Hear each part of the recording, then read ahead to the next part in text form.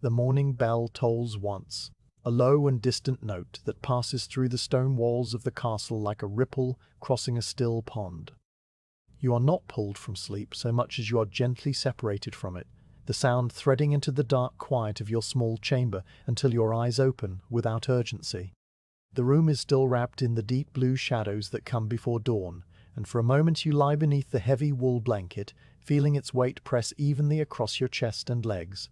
The blanket smells faintly of dried lavender from the sachet tucked beneath your pillow, a small comfort you have allowed yourself over the years. You sit up slowly, placing your bare feet on the cold wooden planks of the floor. The boards are smooth and worn, polished by the passage of countless footsteps over many decades, and they feel cool against your soles as you stand. Through the narrow loop that serves as your window, a thin strip of sky is visible, still holding the last few stars, like tiny flecks of light scattered on dark cloth. The air in the chamber is cool but not unpleasant, carrying the dry mineral scent of old stone and the faintest trace of yesterday's bread from the kitchen far below. You cross to the wooden stand where your clothing waits, folded neatly the night before. A plain brown tunic of coarse wool, a linen undershirt that has been washed so many times it feels soft as a whisper against your skin, a pair of simple hose, and soft leather shoes with soles worn thin at the heels. You dress without haste, letting each garment settle into its familiar place, the tunic falling just below your knees and the leather belt cinching loosely at your waist. From a hook on the wall you take a small pouch made of soft suede and attach it to your belt, feeling the slight weight of the silver tasting spoon inside, a tool that has accompanied you for more years than you care to count. The chamber is small, containing only your straw mattress on its low wooden frame, the stand for your clothes, a single candle holder with a stub of beeswax, and a wooden peg where your spare tunic hangs. There is a small basin on a shelf, filled with water that you poured from the jug last night, and you splash a handful onto your face, the coolness chasing away the last cobwebs of sleep. You dry your skin with a linen cloth, fold it, and place it back beside the basin with the same quiet precision you bring to all your morning actions. The bell has fallen silent now, its single toll absorbed into the stone and the early stillness. You open your chamber door, a heavy oak panel that swings inward, with a low groan you have heard so many times it no longer registers as sound, only as a sensation of movement. The corridor beyond is narrow and dim, lit by a single torch burning in an iron bracket at the far end, its flame a steady orange tongue that barely moves in the draughtless air. The walls are of the same grey stone as your chamber, and the floor is laid with flagstones worn to a gentle unevenness that you navigate by memory as much as by sight. You walk along the corridor, your soft shoes making only the faintest whisper against the stone, and descend the narrow spiral staircase that curls downward through the thickness of the castle wall. The steps are worn in the center, each one dipping slightly where centuries of feet have passed, and you let your left hand trail against the wall, feeling the cool, slightly rough texture of the stone, the occasional groove of a mason's chisel, the smooth curve where the wall meets the central pillar.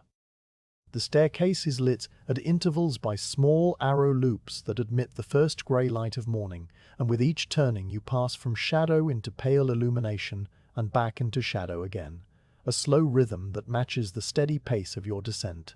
You emerge at the bottom into a wider passage that leads toward the kitchen, and already you can hear the first sounds of the castle stirring, the distant clank of a metal bucket, the muffled voice of a servant calling across the yard, the soft scrape of a bench being moved on a stone floor. The air here is warmer, carrying the scent of wood smoke and something yeasty, and you follow it as you have done every morning, your body knowing the route so deeply that your mind can drift without losing direction. The kitchen doorway is a broad arch set into thick walls, and as you pass beneath it, you step into a world of gentle, ordered activity. The room is long and high-ceilinged, with a vaulted roof that disappears into shadow above the rafters, and at its heart burns the great hearth, a cavern of soot-blackened stone where a fire has been burning through the night and now glows with a bed of deep orange embers. Above the hearth, copper pots hang from iron hooks, their curved bottoms catching the firelight and throwing it back in soft, distorted reflections. The head cook is already there, a stout woman with grey-streaked hair tied back in a linen cap, her hands moving among the pots and bowls on the long wooden work table with the calm authority of long practice. She looks up as you enter and offers a small nod, a gesture so familiar it passes between you without words. You nod in return and cross to your usual spot near the hearth, where a low stool waits beside a small table that holds your tasting cup and a clean linen cloth. From here you can observe the kitchen as it comes awake. An assistant baker, a young man with flour dusted up to his elbows, lifts a linen cloth from a large wooden trough, revealing dough that has risen overnight into a smooth, domed mound. He punches it down with the heel of his hand, the motion slow and steady, the dough yielding with a soft sigh. Nearby, a kitchen girl pours water from a clay pitcher into a large iron cauldron, the stream catching the firelight and glittering for a moment before it splashes into the pot. The sounds are all soft, muted, unhurried, the rhythmic thud of a pestle grinding herbs, the scrape of a wooden spoon against the side of a bowl, the gentle hiss of steam rising from a pot set too close to the flames. The head cook moves to the hearth and lifts a heavy iron lid from a pot that has been simmering through the night. A cloud of steam billows upward, carrying with it the rich, meaty scent of bone broth, and she stirs the contents with a long-handled wooden spoon before turning to you. She dips a small amount into a clay cup and hands it across, and you accept it with both hands, feeling the warmth seep through the glazed surface into your palms. You raise the cup to your lips and sip, letting the broth spread across your tongue. It is deep and savory, with a faint undercurrent of leek and parsley, and you hold it in your mouth while you count slowly to 20. Your body is still, your attention focused only on the taste, the warmth, the absence of any sharpness or bitterness that would signal something amiss. When you swallow, the heat travels down your throat and settles in your stomach like a small friendly ember, and you give the cook a single nod. She returns to her work, and you wipe the rim of your cup with your cloth before setting it aside. The morning routine continues around you in its unhurried way. The baker now divides his dough into smaller portions, shaping each one into a round loaf and placing it on a wooden peel dusted with coarse flour. The kitchen girl chops leeks at the far end of the table, the knife moving with a steady, repetitive motion, the pale green rings falling into a growing pile on the board. A scullion scrubs a large iron pot with sand and a stiff brush, the sound a low rhythmic scrape that blends with the crackle of the fire and the distant cooing of doves from the courtyard beyond. No one rushes. There is no need. The castle waking is a slow, gentle process, like the unfurling of a leaf, and the kitchen follows its own measured tempo. You remain on your stool watching the fire as it shifts and settles, the embers glowing bright, then dull, then bright again, as the air moves over them. A log near the back of the hearth collapses into ash with a soft puff, sending a shower of sparks upward into the darkness of the chimney. The fire's warmth is a pleasant presence against your left side, and you feel the day's first quiet contentment seep into your bones. This is your time, these early moments before the demands of the great hall, when you can simply be still and let the kitchen's rhythms wash over you. After a while, the head cook brings you a small piece of bread, torn from the end of yesterday's loaf, and you take it, feeling the rough crust against your fingers. You bite into it slowly, your teeth meeting the slight resistance of the hard outer shell before giving way to the softer crumb within. The bread has a mild sourness, the taste of the sourdough starter that has been kept alive in a crock by the hearth for longer than anyone can remember, and you chew it carefully, letting the flavor spread and fade. There is a faint grittiness, too, a tiny crunch of millstone dust that has found its way into the flour, and this is so familiar that it is almost a comfort. You finish the piece and brush the crumbs from your tunic into the hearth, where they fall among the embers and vanish. A cup of watered wine follows, poured from an earthenware jug that the cook keeps cool in the corner of the pantry. The wine is pale red, thin and slightly metallic from the pewter cup, and you drink it in small, measured sips.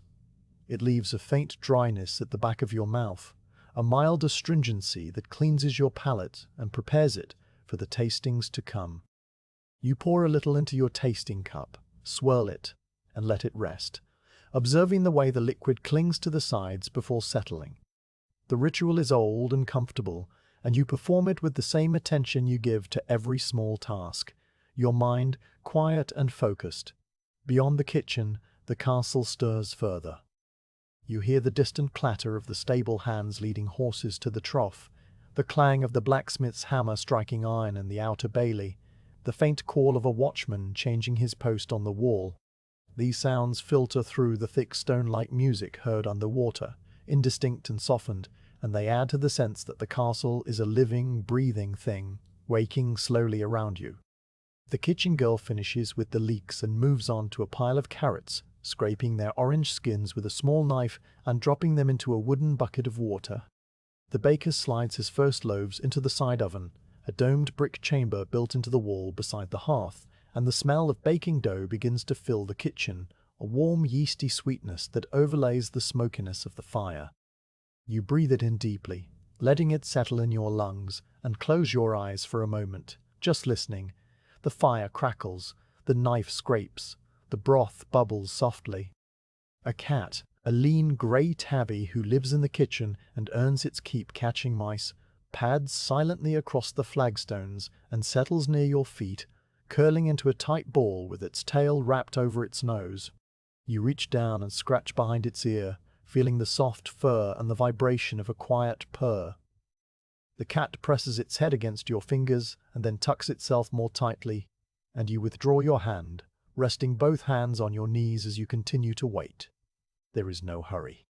The king will break his fast in an hour, perhaps two, and until then your only duty is to be present, to observe, to taste, and to ensure that all is as it should be. The kitchen knows its tasks, and you know yours. The head cook now turns her attention to the breakfast tray itself, a large wooden board that she wipes clean with a damp cloth before arranging the dishes upon it. A bowl of barley porridge, thick and creamy, is ladled from a pot that has been cooking since before dawn, the barley grain softened to a tender chewiness. A wedge of soft white cheese, still glistening from the brine, is cut from a larger round and placed on a small earthenware plate. A cup of ale, drawn from the barrel in the buttery, is poured into a pewter goblet and set carefully beside the bowl. A few dried figs, plump and sticky, are added as a final touch, arranged in a small cluster on a vine leaf. The tray is simple but complete, and the cook steps back to survey her work before nodding to herself and wiping her hands on her apron. She looks at you then, a question in her raised eyebrow, and you rise from your stool, crossing to the work table where the tray waits. The kitchen seems to pause as you approach, the usual sounds continuing, but the attention of the staff shifting subtly toward you, a quiet acknowledgement of your role. You unclip the small suede pouch from your belt and withdraw the silver tasting spoon, holding it up to the firelight for a moment to check its cleanliness. The spoon is polished to a soft gleam, the bowl small and shallow, the handle worn smooth by years of use. You hold it lightly, as you always do, and begin. First, the porridge. You dip the spoon into the thick mass and lift a small amount, blowing gently across its surface to cool it. The porridge is smooth and pale, flecked with tiny brown specks of ground spice, and you place it on your tongue, letting it rest there while you count. The texture is silky, the taste mild and slightly nutty, with just a hint of cinnamon from the spice box. You swallow and wait, feeling the warmth travel downward, and when no sensation of numbness or burning follows, you move on. Next, the cheese. You cut a tiny corner with the edge of your spoon and lift it to your mouth, the curd soft and yielding between your teeth. It has a gentle tang, the clean taste of fresh milk curdled slowly, and it leaves a creamy film on your tongue that you savor before swallowing.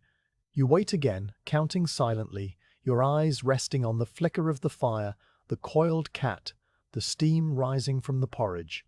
Finally, the ale. You lift the goblet carefully, smelling its bready, slightly bitter aroma, and take a small sip.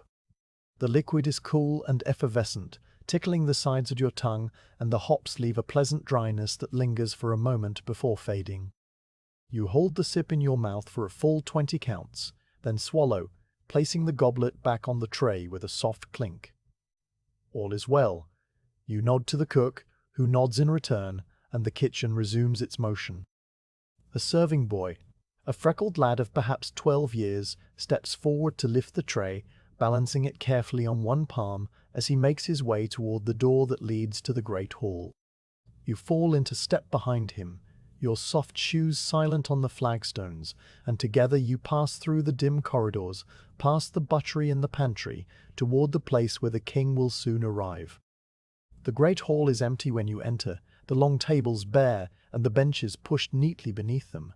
The high windows admit the full grey light of early morning, and you can see dust motes drifting in the slanted beams, thousands of tiny specks moving in slow, aimless spirals. The walls are hung with tapestries, their colours muted by age and smoke, showing scenes of hunting and harvest in faded greens and browns.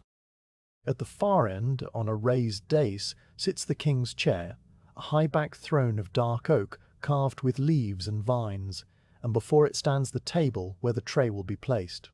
The serving boy sets the tray down carefully and retreats, and you take your position to the left of the throne, standing with your hands clasped loosely in front of you.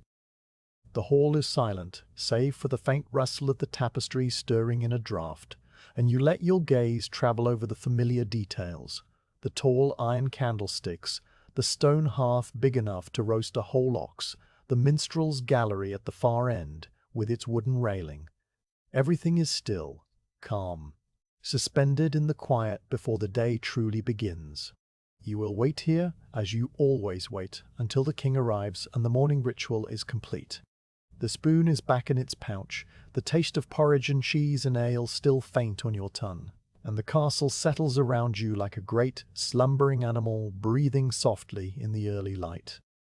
The day stretches ahead, long and quiet and full of small, careful duties, and you are ready for it, rooted in the steady rhythm that has become your life.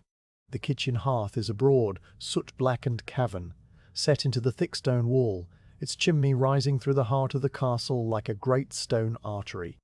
A fire has burned here for as long as anyone can remember, tended through the night by the younger scullion who wakes every few hours to place another log on the embers, and now, in the early morning, it glows with a deep, steady warmth.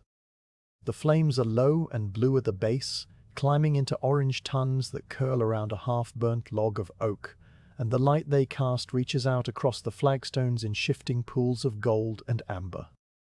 The whitewashed walls catch this glow and hold it, turning the kitchen into a place of soft, layered illumination, where every pot and every hanging ladle seems to possess its own quiet radiance.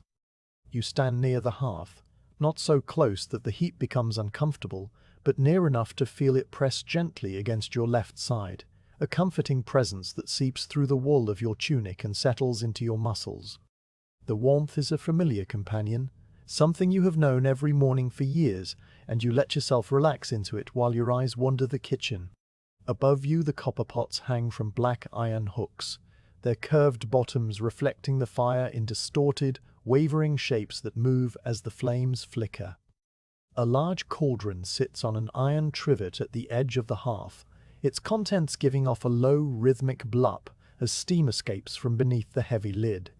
The assistant baker, a young man with pale hair and forearms dusted white to the elbow, moves to the long wooden trough where the dough has been rising since last night. He lifts the linen cloth with both hands, peeling it back carefully from the edges, and reveals the surface beneath. The dough is pale and smooth, domed gently upward, and its surface carries a faint dimpled texture that reminds you of the skin of a sleeping animal breathing softly in its rest. It has a slight sheen to it, a sign of good hydration, and as the cloth comes away, the yeasty scent of fermentation rises into the air, blending with the wood smoke and the steam. The baker folds the cloth and drapes it over a wooden rack, then presses the heel of his hand into the dough, which gives way with a soft sigh, deflating slowly.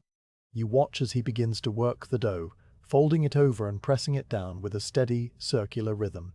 His movements are practiced and unhurried, born of many mornings spent in this same spot, and his breathing matches the cadence of his hands. The dough gradually transforms under his attention, becoming firmer and more elastic, and you notice the way the firelight catches the faint sheen of sweat on his brow. He will divide this batch into several loaves soon, but for now he simply kneads, his body swaying slightly with the motion, while the kitchen around him continues its quiet, collective labor. Nearby, the head cook stands at the main work table, a long slab of scrubbed oak, scarred by decades of knife cuts and stained dark with oil and time. She holds a small stoneware jug in one hand, tilted at a careful angle, and from its spout a thin, glossy stream of olive oil pours into a pot of lentils that simmers on a smaller brazier. The oil catches the light from the hearth as it falls, turning into a ribbon of pale gold that twists slightly before disappearing into the dark mass of the lentils. The lentils are a deep greenish brown, softened by hours of slow cooking, and as the oil meets them, there is a faint sizzle, a brief soft sound that fades almost immediately into the general hum of the kitchen. The cook rotates the pot gently with a wooden spoon, folding the oil through the lentils in slow circles, and the scent that rises is earthy and rich, carrying undertones of bay leaf and a hint of garlic. You take a step closer to the work table as the head cook glances in your direction, and without a word, she tears a small piece from yesterday's loaf of coarse brown bread, holding it out across the table.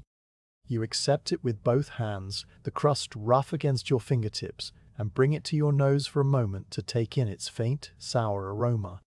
Then you bite into it, your teeth meeting the hard outer crust with a slight crack before sinking into the softer crumb within. You chew slowly, deliberately, letting the bread move around your mouth as you search its flavor. The dominant note is a mild tang of sourdough, the signature of the starter that lives in a stone crock near the back of the hearth, fed daily with a handful of flour and a splash of water. Beneath that tang there is a deeper, nutter quality from the whole rye flour, and as you chew, you encounter the faint, familiar crunch of millstone grit, tiny stone particles that find their way into every batch of flour and have become so expected that their absence would feel strange. You hold the chewed bread in your mouth for a long moment, counting silently, feeling the texture break down into a soft paste, before you swallow. The bread leaves a slight dryness on your tongue, but nothing more, and you nod to the cook before brushing the crumbs from your tunic into the hearth. A sip of watered wine comes next, poured from an earthenware jug that the cook retrieves from a cool corner of the pantry, and you accept the small pewter cup she hands you. The wine is pale red, thin in body, cut with clear water from the castle well, until it is no stronger than a whisper. You raise the cup to your lips and take a small mouthful, letting it wash over your tongue. The first sensation is a slight coolness, the temperature of the pantry still clinging to the liquid, followed by a faint metallic tang from the pewter that you have long ceased to notice consciously. The wine itself is dry, with a gentle astringency that tightens the sides of your mouth and leaves a clean, slightly bitter finish at the back of your throat. You hold the sip, counting slowly to 20, your eyes resting on the fire as it pops and shifts, and then you swallow. The liquid travels down in a cool trail, and the aftertaste fades gradually into a pleasant dryness. You place the cup on the work table and wipe the rim with the linen cloth from your belt, nodding once more to the cook, who has already turned back to her lentils. Around you, the kitchen is alive with a steady, gentle industry that never rises above a murmur. At the far end of the work table, a kitchen girl with her hair tied up in a linen cap grinds dried herbs in a stone mortar, the pestle turning in slow circles against the rough interior. The sound is a low, rhythmic scrape, punctuated occasionally by a soft crunch as a larger leaf is crushed.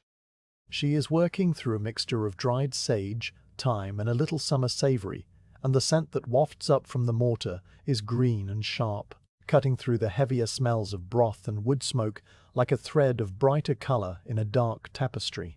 Beside her, a scullion with sleeves rolled to the shoulder chops onions on a thick wooden block, the blade of his cleaver rising and falling with a steady, practiced rhythm. The onions are large and papery, their skins removed and discarded in a bucket at his feet, and as the blade bites into the flesh, there is a soft, wet sound, followed by the release of their sharp, sweet juice that makes your eyes prickle faintly even from a distance. He works his way through the pile methodically, the chopped pieces growing into a translucent mound that glistens under the firelight. and when the last onion has been reduced to small, even pieces, he scrapes the board clean with the flat of the blade and carries the mound to the head cook, who adds it to a pan that sizzles quietly on the brazier. The head cook herself moves from pot to pot with the calm authority of a woman who has done this work since she was a girl. She lifts the heavy iron lid from the broth pot that has been simmering all night, releasing a cloud of fragrant steam that billows upward and vanishes into the dark heights of the ceiling. She stirs the broth with a long-handled wooden spoon, the motion slow and deliberate, checking the color and clarity, then adds a pinch of salt from a wooden box, crumbling it between her fingers before it falls into the pot.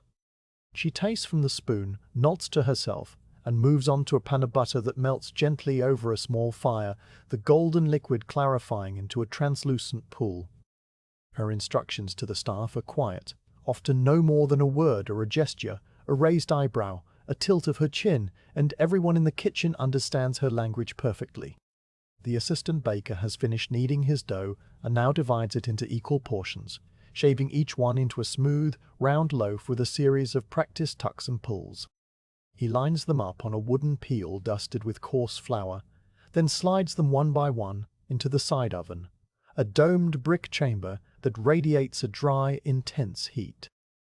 The oven door is a heavy iron plate that he lifts with a hook and sets carefully back into place, and soon the smell of baking bread begins to drift into the kitchen, layering itself over the other scents like a final, completing note. The grey cat that lives in the kitchen has emerged from wherever it spent the night, and now sits near your feet, its tail wrapped neatly around its paws. It watches the room with half-lidded eyes, its body motionless except for the occasional twitch of an ear as it tracks some sound you cannot hear. You reach down and scratch the top of its head, and it leans into the pressure briefly before resettling into its quiet vigil. The cat is a constant presence in the kitchen, tolerated by the cook for the mice it catches, and it moves through the space with the same unhurried ease as everyone else. You return your attention to the hearth, where the fire has shifted with the consumption of the oak log, the flames now playing over a fresh piece of beech that the scullion added during a quiet moment. The beechwood burns with a lighter, brighter flame, and the color of the light in the kitchen changes subtly, becoming a little more yellow, a little less orange. The new log hisses softly where a pocket of sap catches the heat, a gentle sound that reminds you of rain falling on water. You watch the flames curl and dance, and your breathing slows, falling into an easy rhythm with the flicker of the light. The morning meal is taking shape on the work table now, a quiet assembly of dishes that the cook arranges with the same care you bring to your tastings. The porridge has been ladled into a deep bowl and topped with a drizzle of honey that catches the light in golden threads. A small plate holds slices of smoked fish, their surfaces a deep, translucent orange, arranged in overlapping layers like roof tiles. A fresh loaf of the new bread, its crust still crackling faintly as it cools, is placed on a wooden board beside a pad of butter stamped with a leaf pattern. A cup of small ale, drawn from the barrel in the buttery, is poured and set at the corner of the tray, its foam settling slowly into a thin white ring. The tray is simple and balanced, the kind of meal the king prefers on quiet mornings, and the cook surveys it with a critical eye, before giving a small, satisfied nod. She catches your glance and gestures toward the tray, and you understand the invitation. You step forward, taking your silver spoon from your belt pouch, and begin the careful ritual of tasting each component. The porridge is warm and smooth, the honey adding a floral sweetness that spreads gently across your tongue. The smoked fish is salty and rich, its flavor deep and clean, and you let a small piece dissolve on your tongue before swallowing. The fresh bread is torn from the heel, still warm, and you note the slight improvement in texture over yesterday's loaf, the crumbs softer and more even. The butter is sweet and creamy, carrying the faint grassy note of summer pasture. The ale is cool and mildly bitter, clearing your palate with its effervescent bite. Each taste is held for the full count of 20, your attention focused and quiet, and when you are done, you nod to the cook, who gives the signal for the serving boy to carry the tray to the great hall. The boy lifts the tray carefully, his face set in concentration, and disappears through the archway that leads toward the buttery and the corridors beyond. You remain in the kitchen a little longer, watching the cook wipe down the work table with a damp rag, the wood gleaming briefly before returning to its matte finish. The scullion banks the fire, pushing the embers together with an iron rod and adding a thin layer of ash to slow the burn. The assistant baker brushes flour from his apron. The kitchen girl covers the leftover herbs with a linen cloth. The rhythms of the room gradually wind down, settling into the lull that follows the completion of the morning's first task. You stand near the hearth, a moment longer, feeling its warmth against your side, listening to the quiet sounds of the kitchen at rest, the soft settling of the embers, the distant murmur of the scullery, the gentle purr of the cat still curled at your feet. The morning has unfolded as it always does, in a slow, steady procession of small, careful actions, and you feel the quiet satisfaction of having played your part. You turn from the hearth, place your tasting cup on its hook, and prepare to follow the serving boy to the great hall, where the king will soon arrive, and the next quiet ritual will begin. The corridor that leads from the kitchen to the great hall is a long, narrow passage, carved through the oldest part of the castle, its walls made of the same grey stone that supports the towers and battlements high above. You walk behind the serving boy, your soft leather shoes making no sound on the worn flagstones, while his wooden clogs produce a light, rhythmic tap that echoes gently ahead of you. The boy carries the breakfast tray balanced on one upturned palm, his other arm held slightly out for balance, and he moves with the careful concentration of someone who has been entrusted with a task of quiet importance. The tray is heavy with the bowl of porridge, the plate of cheese, the cup of ale, and the small cluster of figs, but it does not tremble in his hands. The walls of the corridor are lined with wooden panels here, dark with age and polished to a dull sheen by the shoulders of countless servants who have passed this way. Sconces set at regular intervals hold torches that burn with a steady, smokeless flame, their light falling in soft circles on the floor and creating a rhythm of shadow and illumination that you walk through as though passing through gentle waves. The air smells of old wood and a faint trace of the kitchen smoke that follows you, and there is a slight coolness that signals your approach to the larger spaces of the hall. As you walk, you let your gaze rest on the familiar details of the corridor, the small iron gate that leads to the buttery now closed, the arched niche where a stone saint stands with folded hands, his face worn smooth by time, the narrow window slit that offers a brief glimpse of the inner courtyard, where a servant crosses with an armload of fresh rushes. All these sights are known to you, as known as your own chamber and your own hands, and they pass by in a slow, comforting sequence that requires no thought, only presence. The serving boy pauses at the heavy oak door that marks the entrance to the great hall, shifting the tray slightly to free one hand, and pushes the door open with his shoulder. The door swings inward on greased iron hinges, making only a soft, deep sound like a breath exhaled, and you step through after him into the vast, quiet space beyond. The great hall is empty, and its emptiness is a thing of weight and presence, as though the room itself is holding its breath. The ceiling rises high overhead, lost in shadow among the massive oak beams that span the width of the hall, their surfaces blackened by centuries of smoke from the central hearth. Tall windows of thick greenish glass line the upper walls, and through them the early morning light falls in broad slanted columns that cut through the dimness like angled pillars of pale gold. The light is still grey at its edges, not yet warmed to the full yellow of midday, and it carries with it the cool, clean scent of the outside air, which mingles with the indoor smells of old stone, beeswax from the candles, and the faint, lingering aroma of last night's feast. Within these columns of light, dust motes drift and spiral in slow, aimless currents. There are thousands of them, each a tiny speck barely visible to the eye, and together they form a shifting, shimmering veil that fills the sunbeams with a gentle, living motion. They rise and fall, turn and float, never settling, and watching them is like watching the slow, silent breathing of the hall itself. You have seen this sight every morning for years, and it never changes, and yet each time it carries the same quiet beauty. The floor of the hall is laid with broad flagstones, their surfaces worn to a smooth, uneven polish by the feet of generations. Scattered fresh rushes cover them. Dried grasses mixed with sweet herbs like lavender and meadowsweet that release a faint, clean fragrance when crushed. The rushes rustle softly under the boy's clogs as he crosses to the high table on its raised dais at the far end of the hall, and you follow a few paces behind.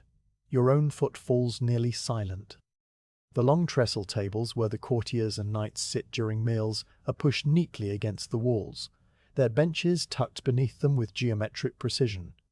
The tabletops are bare, scrubbed clean the night before, and they gleam dully in the filtered light. Above them, hanging from iron hooks set into the walls, are the banners and shields of noble houses, their colours muted by age, their devices of lions and eagles and crossed swords faded to soft, dusty shades of red and blue and gold. They hang motionless, stirring only slightly when a draught moves through the hall, and their presence adds to the sense of a room that is waiting, patient and still. The dais at the far end is 3 steps higher than the main floor, its edge marked by a low wooden railing.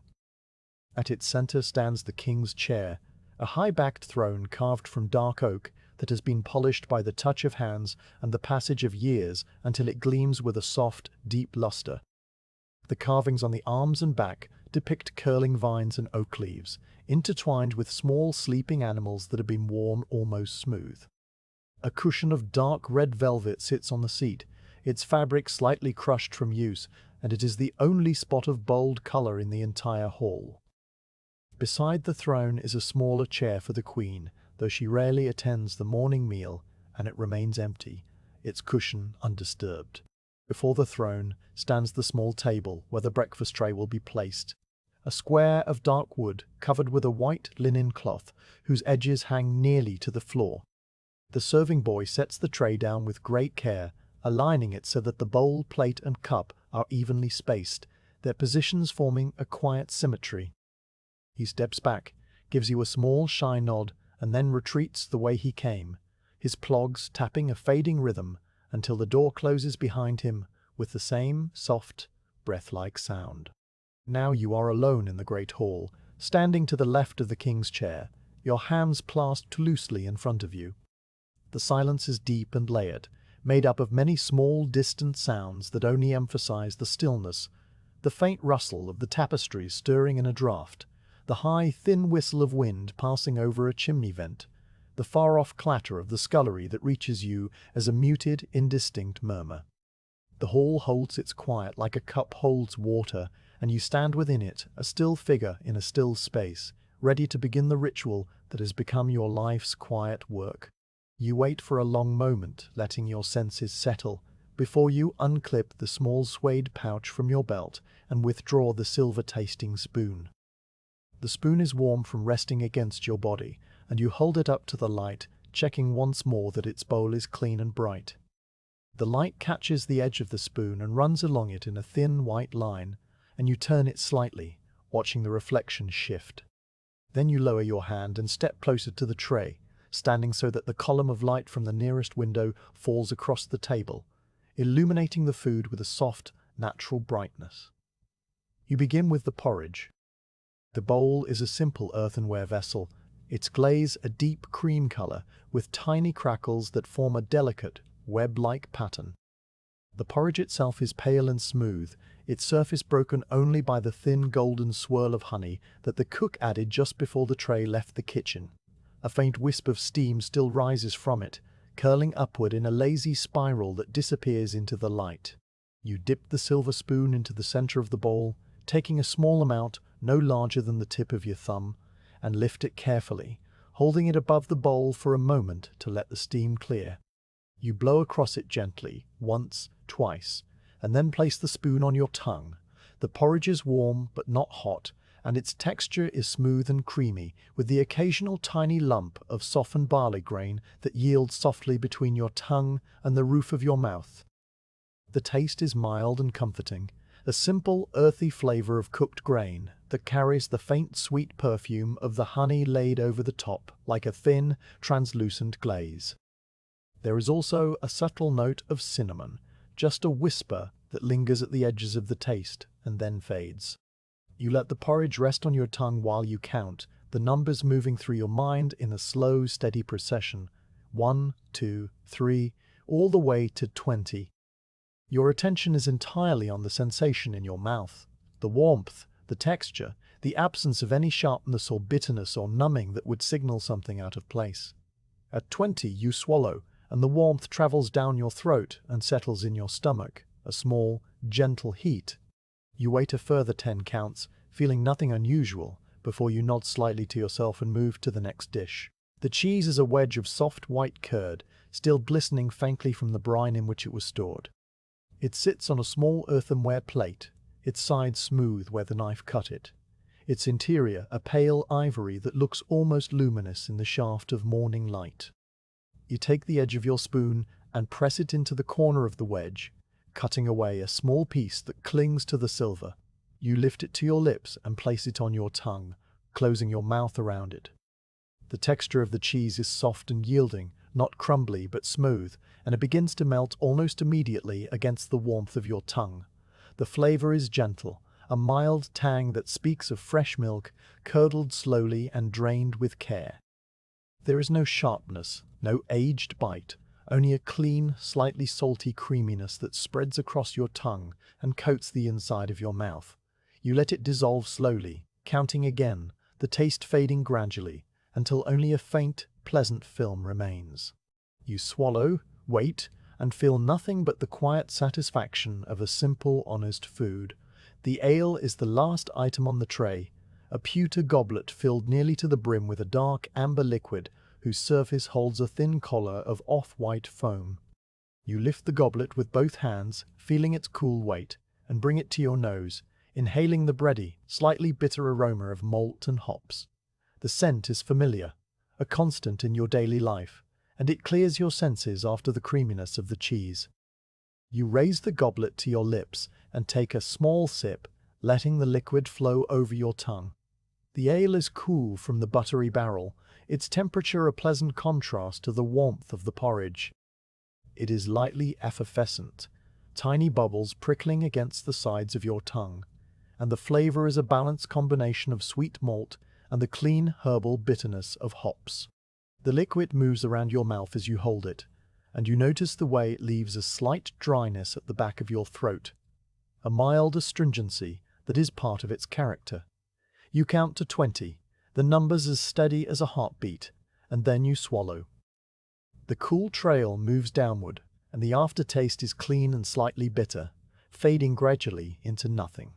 You place the goblet back on the tray, aligning it as it was before, and wipe the rim of your spoon with a linen cloth from your belt.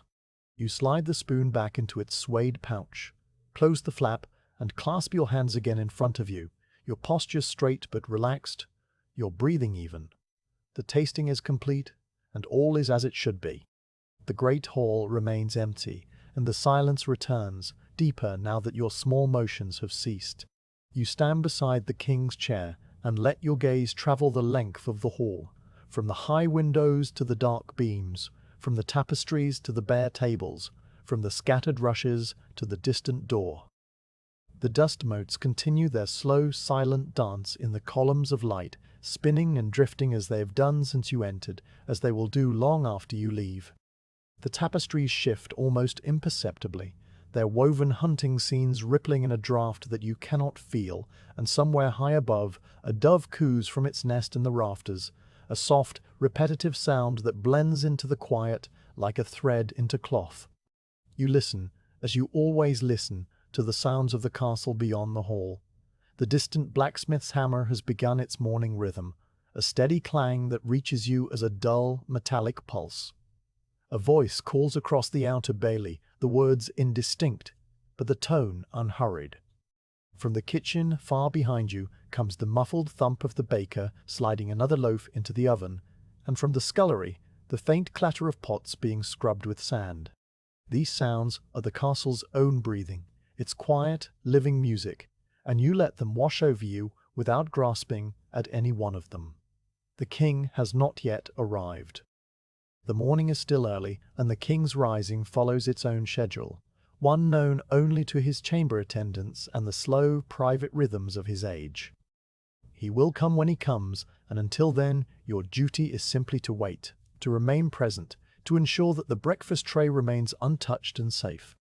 This waiting is not a burden but a space, a quiet interval in which you can let your thoughts settle and your senses rest. You shift your weight slightly from one foot to the other, a small adjustment that prevents stiffness, and you notice the way the light has moved just a fraction across the floor since you entered. The sun outside is climbing slowly, and the angle of the beams through the high windows changes with it, shortening the shadows and altering the shape of the light on the flagstones. You observe this change as you observe all things, without urgency, simply noting the slow passage of time as it writes itself across the hall in light and shadow. The dove coos again, a little closer now, and you glance up toward the rafters, but see only the dark, intersecting lines of the beams. The bird is hidden somewhere in the gloom, a soft grey shape among the shadows. Its call is a gentle, repetitive note, 2 syllables that rise and fall, and it adds to the sense of peacefulness that fills the hall like water fills a basin. You think, in a vague, drifting way, of the other mornings you have stood in this same spot, the days stretching back in an unbroken chain of similar moments. Each morning has its own small variations, a different quality of light, a different arrangement of dishes on the tray, a different distant sound from the yard or the kitchen. But the essential shape of the ritual is constant, a quiet, steady framework that holds your life in place. There is a comfort in this constancy, a reassurance that comes from knowing exactly what is required of you and performing it with care. Your eyes return to the tray, checking once more that all is in order. The porridge has settled slightly, its surface now smooth and unbroken. The cheese still glistens. The ale is still, its foam completely gone now, leaving a dark, placid surface that reflects a tiny, distorted image of the window above. The figs rest on their vine leaf, their skins dark and wrinkled, their flesh plump with stored sweetness. Nothing has been disturbed, and you feel the quiet satisfaction of a duty fulfilled. The distant bell tolls the half-hour, a single, low note that rolls through the stone walls and fades slowly into the air. You mark it without moving, a small acknowledgement of time's passage. Outside the high windows, the sky is shifting from grey to pale blue, a clear, cloudless expanse that promises a quiet day of steady weather. The light in the hall grows gradually brighter, the columns widening and the shadows retreating toward the walls, and the dust motes seem to dance faster, caught in some invisible current that moves through the sunbeams. You remain still, a calm figure beside the empty throne, your hands at rest and your mind at peace. The morning stretches ahead, long and quiet, and you are ready for whatever small tasks it may bring. For now, there is only the waiting, and the waiting is enough. The king's breakfast has been cleared, the tray lifted and carried back to the kitchen by the same serving boy who brought it, and the great hall is settling into its mid-morning quiet. You follow the tray's return path through the long corridor, your soft shoes silent on the flagstones, leaving behind the wide, light-filled space of the hall and entering again the narrower, warmer passages that lead toward the kitchen. The air changes as you walk, losing the cool, clean scent of the hall and taking on the warmer, denser smells of cooking and storage, of dried herbs and old wood, and the faint, pleasant must of a place where food has been kept for generations. You pass through the kitchen briefly, nodding to the head cook who is now busy with the preparations for the noon meal, and continue past the hearth and the work tables, to a small arched doorway set into the thick wall at the far end. This doorway is lower and narrower than the others, its wooden door reinforced with iron bands that have rusted slightly over the years, and it opens, not with a swing but with a gentle push, the hinges turning silently on greased pins. You step through and pull the door closed behind you, and the sounds of the kitchen fade at once, replaced by a deep, settled quiet.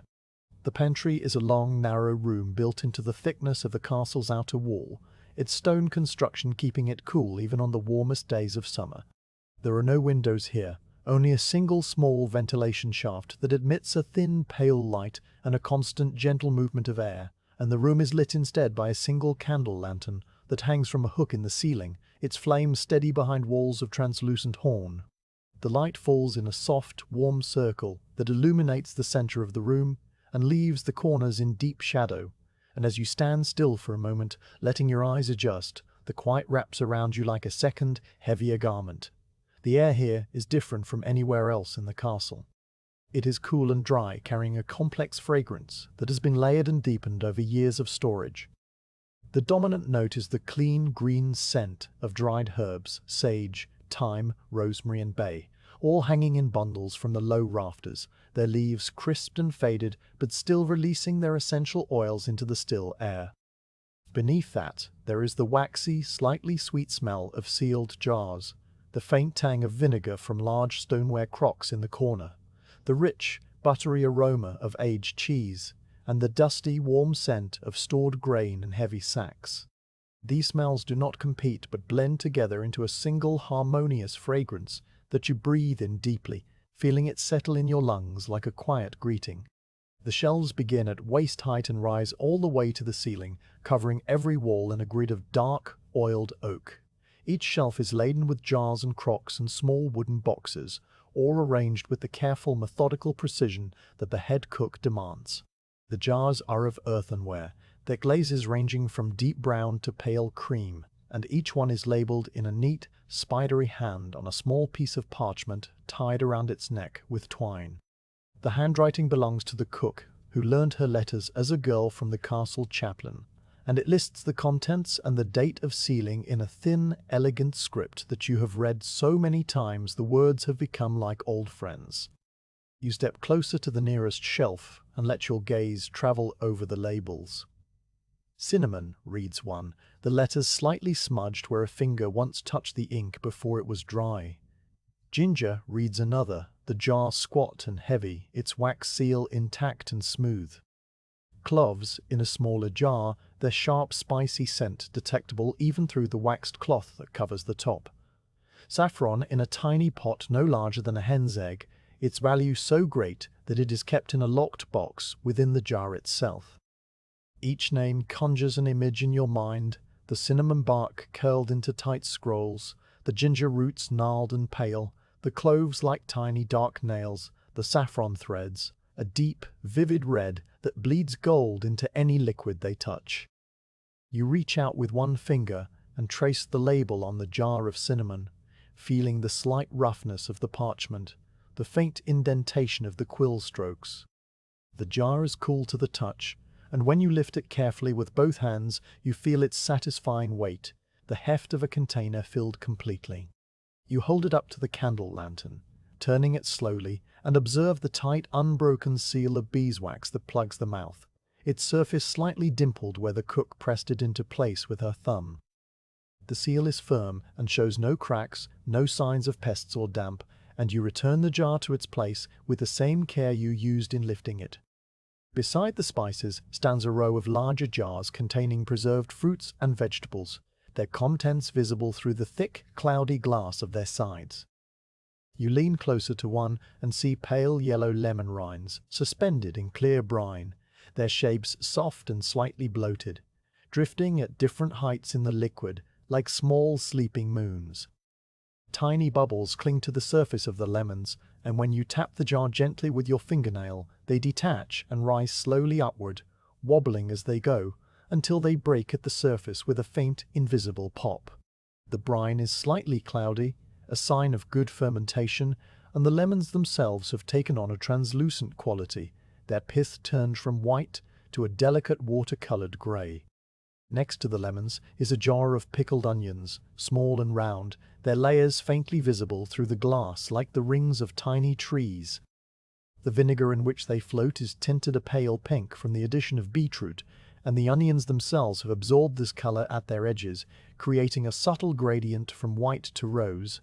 Beyond them are jars of preserved plums in honey syrup, their skins wrinkled and dark, the syrup thick and golden, and jars of green beans packed tightly upright, like slender soldiers at attention. You move along the shelves, your footsteps soft on the packed earth floor, and stop before the large stoneware crocks that hold the pantry's supply of vinegar and oil. The vinegar crock is nearly as tall as your knee, its sides glazed a deep, glossy brown, and it is covered with a flat wooden lid that has a small, worn knob at its center. You lift the lid carefully, just enough to peer inside, and the sharp, clean scent of wine vinegar rises to meet you, so bright and piercing that it clears your sinuses in an instant. The surface of the liquid is dark and still, reflecting the candle flame as a tiny, wavering point of light, and you see that there are no signs of spoilage, no film or cloudiness that would indicate a problem. You lower the lid back into place, and the sharp scent fades gradually, blending back into the general fragrance of the pantry. The oil crock stands beside the vinegar, taller and narrower, its glaze a pale, sandy color. Its lid is heavier, and when you lift it you feel the slight resistance of a good seal. The oil inside is a deep green gold, and its scent is fruity and mild, carrying a hint of the olives from which it was pressed. A wooden ladle hangs on a hook beside the crock, its bowl darkened by years of immersion in oil, and you run your thumb over its smooth, satiny surface before turning your attention to the cheeses. The cheeses occupy a shelf of their own at the far end of the pantry, where the air is coolest and the ventilation shaft draws a constant, gentle breath of outside air across their surfaces. They rest on wooden boards, each one wrapped in a layer of waxed linen cloth that protects them from pests and dust while allowing them to breathe. The largest is a wheel of aged cheddar, heavy and solid, its cloth covering pulled tight and sealed with a patch of red wax stamped with the mark of the dairy that produced it. You place your palm flat on the top of the wheel, feeling its cool, firm surface through the cloth, and then run your fingers around the edge where the seal meets the cloth. The wax is intact, unbroken, its stamp still sharp and legible, and you give the wheel a small, satisfied pat before moving on. Beside the cheddar is a smaller round of soft cheese, its rind washed with brine and developing a pale orange bloom that gives off a faint, earthy scent reminiscent of mushrooms and damp leaves.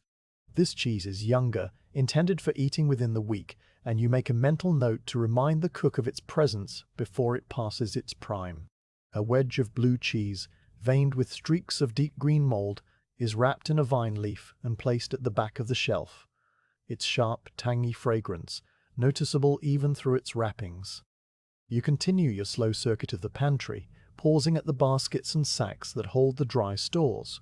A large wicker basket of dried figs rests on a low shelf, the fruits pressed together in a dark, sticky mass.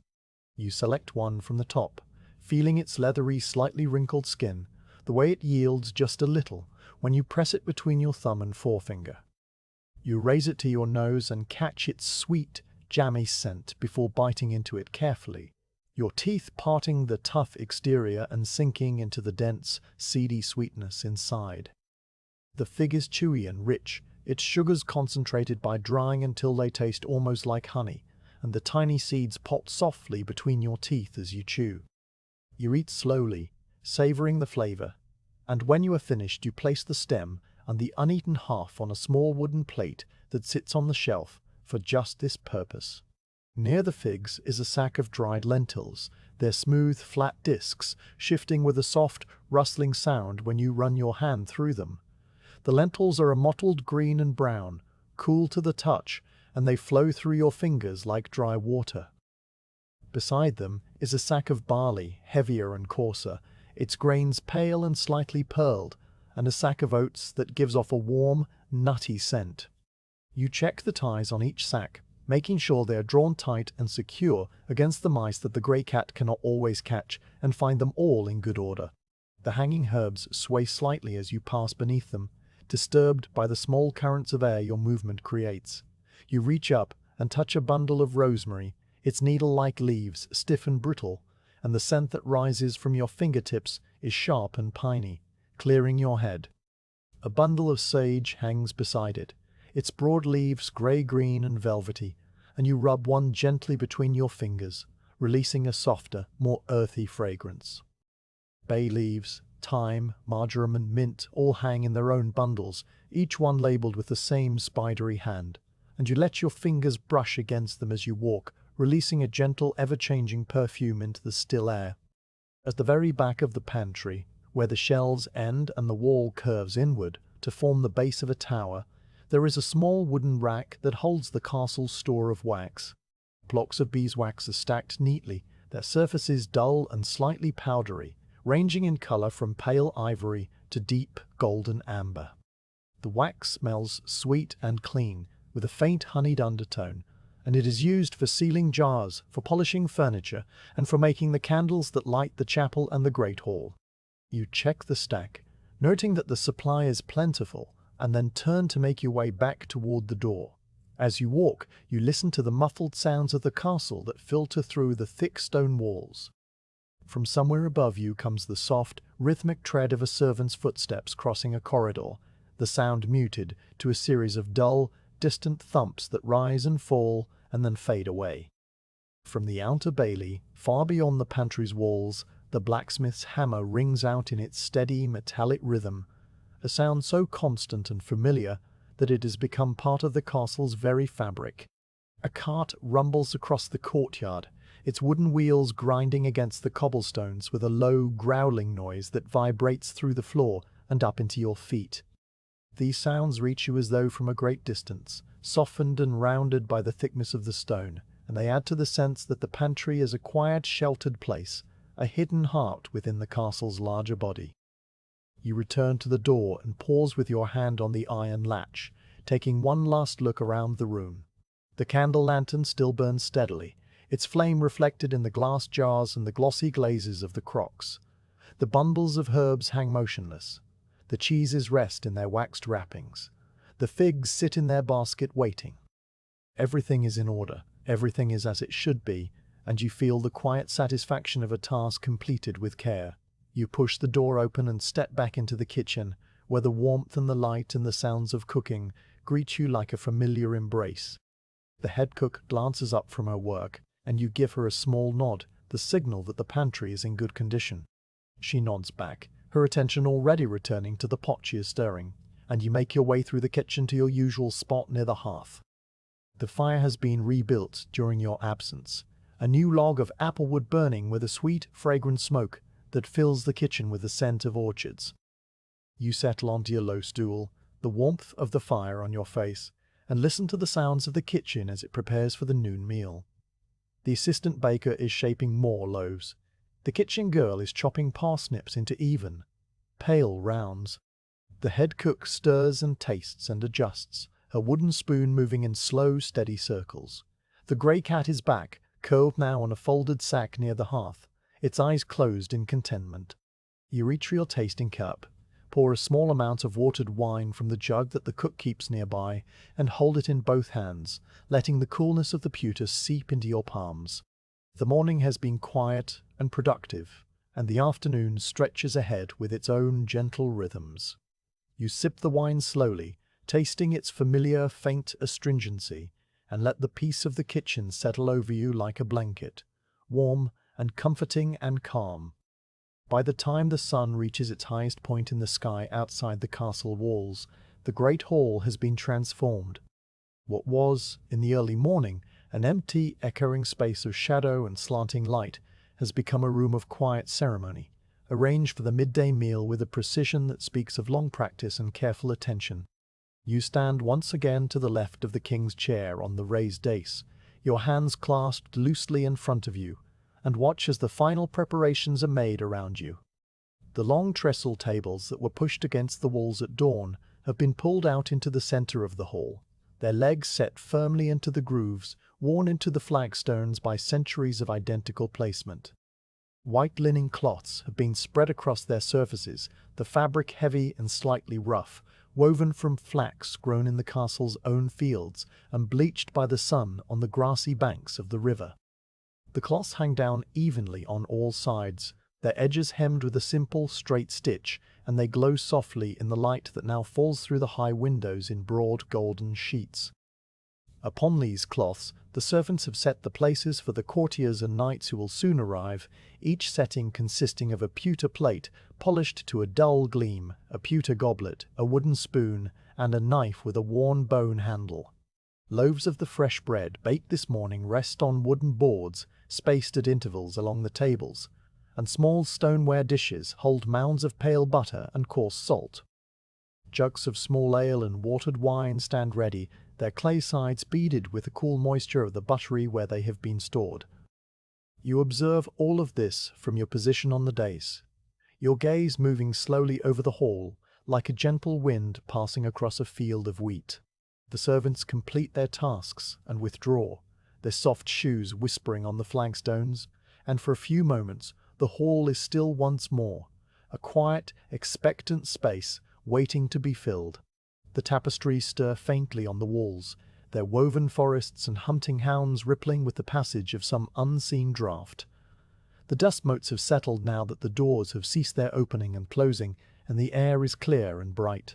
The door at the far end of the hall opens, and the courtiers begin to enter in small, unhurried groups. They are men and women of various ages, dressed in the muted woolens and simple linens of a court that values modesty over display. Their voices are low as they converse among themselves, and their footsteps are soft on the fresh rushes that have been scattered across the floor. They find their places at the long tables with the ease of long familiarity, sitting down on the wooden benches and arranging their garments with small automatic gestures. The sound of their conversations rises and falls like a gentle tide, never loud, never intrusive, just a steady, pleasant murmur that fills the hall with the warmth of human presence. You recognize many of the faces, though you do not know all of their names.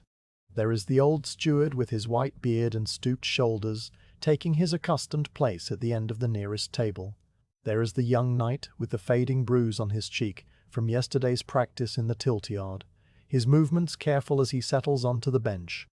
There is the lady in the blue kirtle who always sits near the window, her hands folded quietly on the table before her. They are familiar to you as the furniture is familiar, as the tapestries are familiar, part of the quiet landscape of your daily life. The serving boy from the kitchen appears again, this time accompanied by two other servants, and they carry between them the dishes that make up the first course of the noon meal. The dishes are borne on large wooden platters that require both hands to carry, and the servants move with a slow, deliberate pace, their eyes fixed on their burdens. They set the platters on the side table near the dais, where the food will be arranged and presented before it is tasted, and then they step back and wait with their hands folded. The head cook has prepared a meal of quiet substance, dishes that are simple but generous, made from ingredients that you saw earlier in the kitchen and pantry. On the largest platter rests a roasted capon, its skin a deep, even brown, crusted with a mixture of dried herbs that have been pounded fine and pressed into the flesh before cooking. The scent of rosemary and thyme rises from it, warm and savory, and a thin trickle of clear juice is pooled on the platter beside it. Next to the capon is a shallow bowl of mushroom stew, thick and dark, the mushrooms visible as soft, brown slices swimming in a gravy made from the broth that has been simmering since before dawn. A loaf of fresh rye bread, still steaming faintly from the oven, rests on a wooden board, its crust crackled and glossy. A small dish of pickled onions adds a note of sharpness to the arrangement, and a pat of butter stamped with a leaf pattern completes the tray. The head cook herself has come up from the kitchen to oversee the presentation, and she stands near the side table, her hands dusted with flour and her expression calm and watchful. She catches your eye and gives you a small nod, and you understand that the moment has come for you to perform your duty. You unclip the suede pouch from your belt and take out the silver tasting spoon, holding it up briefly to the light, as you always do. Then you step forward to the side table, where the platters have been arranged in a neat row, and you begin the ritual that stands between the kitchen and the king. The capon is first. You select a small sliver of the breast meat, cutting it away with the edge of your spoon, and lift it to your nose to catch its aroma before placing it on your tongue. The meat is tender and moist, parting easily under the pressure of your teeth, and the herbs that crust its surface release their oils as you chew, filling your mouth with the clean green taste of rosemary and the slightly sharper note of thyme. The flesh itself is mild and rich, the flavor of a bird that has been well fed and carefully cooked. You chew slowly, counting to 20, feeling the texture break down into soft fibers, and then you swallow. The warmth travels downward, and you wait a further 10 counts before moving on. The mushroom stew comes next. You dip your spoon into the dark, glossy surface and lift a small amount, a single slice of mushroom and a spoonful of the thick gravy. You blow across it gently to cool it, then place it in your mouth. The mushrooms are earthy and deep, their flavor intensified by long cooking, and the gravy is rich with the reduced essence of bone broth and a splash of the red wine that the cook keeps for such purposes. There is a hint of garlic and a faint pleasant bitterness from a bay leaf that was removed before serving. The texture is smooth and velvety, coating your tongue, and you hold it for the full count before swallowing. The bread follows. You tear a small piece from the heel of the loaf, feeling the crisp crust crackle under your fingers, and chew it slowly. The crumb is dense and slightly sour, the familiar tang of the sourdough starter, and it is still warm from the oven, the heat releasing the full, yeasty aroma of fresh baking. You note the slight improvement over this morning's bread. The crumb more even, the crust thinner and more delicate. The pickled onions are sharp and bright, cutting through the richness of the other foods like a sudden, clean note. You take only a single small onion, no larger than a thumbnail, and bite into it with your front teeth. The vinegar is strong but not harsh, sweetened slightly with a touch of honey, and the onion itself is crisp and firm. You chew and swallow and wait, feeling the sharpness fade gradually into a pleasant, lingering warmth. The butter you taste last, spreading a small amount onto a scrap of bread. It is sweet and creamy, with the faint, grassy flavor of summer pastures, and it melts almost instantly on your tongue, leaving behind a smooth, rich film. Each tasting is deliberate and unhurried, each mouthful held for the full count of 20, each swallow followed by a pause during which you attend to your body's signals. There is no numbness, no tingling, no bitterness beyond what is expected, no burning sensation that would indicate the presence of something that should not be there. The food is clean and honest, and when you have finished the last taste, you wipe your spoon on your linen cloth and return it to its pouch. Then give the head cook a single, solemn nod. She nods back, and the servants step forward to carry the platters to the king's table on the dais, setting them down with great care before withdrawing. The head cook returns to the kitchen, her flour-dusted hands wiping themselves on her apron, and you resume your position beside the king's chair. The king enters from a small door behind the dais, a private entrance that leads directly to his chambers. He is a tall man, past the middle of his years, with grey threading through his hair and beard, and he walks with the slow, measured gait of someone who feels no need to hurry. He wears a simple tunic of dark blue wool, unadorned save for a small embroidered emblem over his heart, and his soft leather boots make only a faint sound on the wooden steps of the dais. He settles into his chair with a quiet sigh of ease, and the hall, which had continued its low murmur, falls into a deeper hush, a respectful acknowledgment of his presence. The king does not speak. He rarely speaks during meals, preferring to eat in quiet contemplation while the courtiers around him converse among themselves. He gives you a brief glance as he settles, a slight incline of his head that you have received 1,000 times before, and then he turns his attention to the table before him. You step back slightly, giving him space, and stand with your hands clasped, your posture attentive but relaxed. The meal proceeds in its unhurried way. The king serves himself small portions from each dish, using a knife with a worn bone handle that has been his for as long as you can remember. He eats slowly, chewing each mouthful with the careful deliberation of a man who has learned to savor his food. Between bites, he pauses to take a sip of watered wine from a goblet of thick green glass, the liquid catching the light and glowing like a pale jewel. His gaze drifts over the hall, watching his courtiers with a mild, distant expression, and occasionally a faint smile crosses his lips at some private thought. Around you, the hall has settled into the quiet rhythm of the meal. The courtiers eat and talk, their voices a steady, gentle hum that rises to the high ceiling and dissipates among the dark beams. The sound of spoons against pewter plates is a soft, metallic tinkling, and the rustle of linen napkins is like the stirring of leaves in a light breeze. A servant moves among the tables, refilling goblets from a tall clay jug, and another replaces an empty breadboard with a fresh loaf. The light through the high windows has shifted slightly, the sun beginning its slow descent toward the afternoon, and the colors in the hall have warmed, the grays and browns taking on a subtle golden undertone. You stand in your place and let the quiet of the hall wash over you. Your duty for this course is complete, and you have only to remain present, to watch, to ensure that nothing disturbs the peaceful rhythm of the meal. This is the part of your role that requires no action, only attention, a calm, steady awareness that you have cultivated over years of practice. The king finishes his capon and moves on to the mushroom stew, spooning it carefully into a small bowl and eating it with the same slow, measured pace. A drop of gravy falls onto the linen cloth, and he wipes it away with a corner of his napkin, a small human gesture that makes him seem, for a moment, less like a king and more like any other man taking his midday meal. You let your gaze travel the hall again, noting the small details that make up the scene, the way the light falls across the lady in blue, illuminating the fine, pale hairs on her forearm, the way the old steward cups his goblet in both hands, warming the wine before he drinks, the way the young knight has relaxed into his bench, the tension of his morning practice fading from his shoulders. These are the quiet observations that fill your days, the small, constant textures of a life lived in service. The first course is cleared eventually, the platters lifted and carried back to the kitchen, and a second course arrives. A platter of boiled beef with a parsley sauce, a salad of fresh cress and violet petals, dressed with a light vinaigrette, and a dish of stewed plums in honey.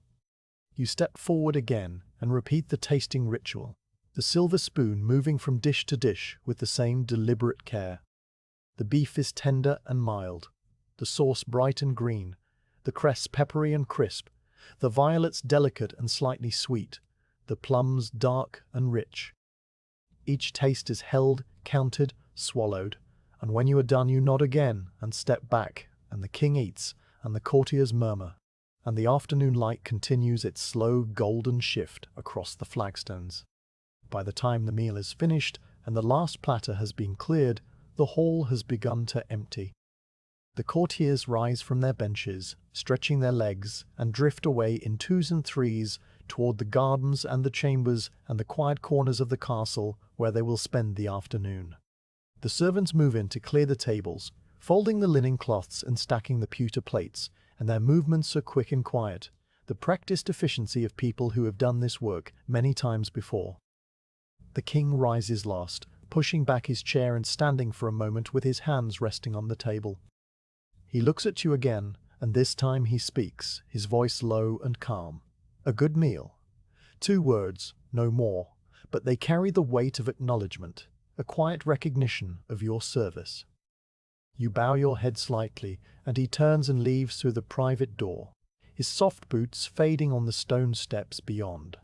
You remain in the hall a little longer, watching the servants clear the last of the dishes, the last of the goblets, the last of the crumpled napkins.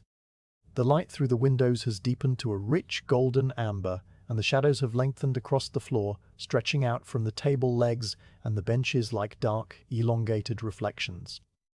The hall is quiet again, its brief period of life and warmth now fading into the peaceful stillness of the afternoon. You turn and make your way back to the kitchen, your soft shoes silent on the flagstones, the silver spoon a familiar weight against your hip. The noon meal is over, and the afternoon stretches ahead, quiet and unhurried, waiting to be filled with the small, gentle tasks that make up your days. The kitchen settles into the slower pace of the afternoon, like a cat curling into a patch of sunlight. The noon meal has been cleared, the platters washed and stacked, the work tables wiped down with damp cloths that leave the wood dark and cool. The head cook has retreated to her small stool near the hearth, a cup of barley water in her hand, and the assistant baker is scraping the last of the flour from the kneading trough. The kitchen girl has swept the floor, the broom hissing softly over the flagstones, and the scullion is dozing on a sack of oats in the corner, his chin resting on his chest.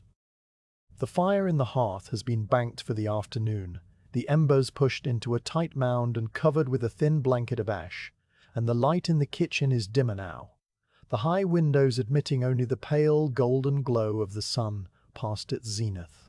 You rise from your stool near the hearth, where you have been sitting since your return from the great hall, and stretch your arms slowly, feeling the pleasant ache of standing too long in one place give way to a gentle loosening. The grey cat, still curled near the warmth of the dying embers, opens one eye to observe you and then closes it again, its tail twitching once before settling. You cross the kitchen with quiet steps, past the hanging copper pots and the stacked earthenware bowls, past the baskets of onions and the sacks of barley, and you pause at the small wooden door set into the wall near the pantry. This door is narrower than the others, its wood pale and weathered, and its iron latch is cool and smooth under your fingers. You lift the latch and push the door open, stepping out of the kitchen and into the castle garden. The transition is always a quiet surprise, no matter how many times you make it. The air outside is brighter and fresher, carrying the clean scent of growing things and the faint, distant sweetness of the river that winds through the valley beyond the castle walls. The kitchen's warm, enclosed smells fall away behind you, and you take a deep breath, filling your lungs with the garden's cool, green fragrance. The door closes with a soft click, and you stand for a moment on the threshold, letting your eyes adjust to the daylight. The kitchen garden is a rectangular plot enclosed on 3 sides by the castle stone walls, and on the 4th by the eastern tower, whose bulk rises high above you, its grey stones warmed by the afternoon sun. The walls shelter the garden from the wind that often sweeps across the bailey, and they hold the heat of the day, releasing it slowly into the evening, creating a small pocket of warmth and stillness where plants can flourish even in the cooler months. The garden is old as the castle itself, and the soil is deep and dark, enriched by generations of compost and careful tending. A path of crushed gravel runs around the perimeter of the garden and through its center, forming a simple cross that divides the beds into 4 neat quadrants. The gravel is pale grey, almost white in the sunlight, and it crunches softly under your soft leather shoes as you step away from the door and begin to walk. The sound is a gentle, rhythmic shush that marks your slow progress, a sound so familiar that you hardly notice it, yet it forms a quiet, steady rhythm beneath your thoughts, like a heartbeat made of stone. The beds are arranged in geometric patterns, edged with low borders of woven willow that keep the soil from spilling onto the path. The patterns are simple and pleasing to the eye: squares of culinary herbs, rectangles of medicinal plants, circles of flowers grown for their beauty and their scent. The plants are all well tended, their leaves clean and free of pests, their stems straight and strong. A wooden bucket stands near the well at the garden's center, half full of water, and a wooden dipper floats on its surface, its handle worn smooth by use. You walk slowly, your hands clasped loosely behind your back, and let your gaze wander over the beds as you pass. The first quadrant is planted with culinary herbs, the same herbs you saw hanging in bundles in the pantry just this morning. But here they are, alive and growing, their roots in the earth and their leaves reaching toward the sun. A large patch of rosemary dominates the center of the quadrant, its woody stems covered in needle-like leaves of deep grayish green. The plant is tall and sprawling, almost a small shrub, and its branches spill over the wicker border, brushing against the gravel path. You pause beside it and reach out, plucking a single sprig between your thumb and forefinger, and you rub it gently, feeling the stiff, resinous leaves break under the pressure, releasing their sharp, piney scent. The fragrance rises immediately, clear and bright, and you lift your fingers to your nose, inhaling deeply. The scent clings to your skin, fresh and clean, and you know that it will stay with you for hours, a small, invisible reminder of this moment. You tuck the sprig into the small pouch on your belt, next to the silver tasting spoon, and continue along the path. Beside the rosemary, a row of sage grows in a neat, orderly line, its leaves broad and soft, covered in a fine, silvery down that gives them a velvety texture.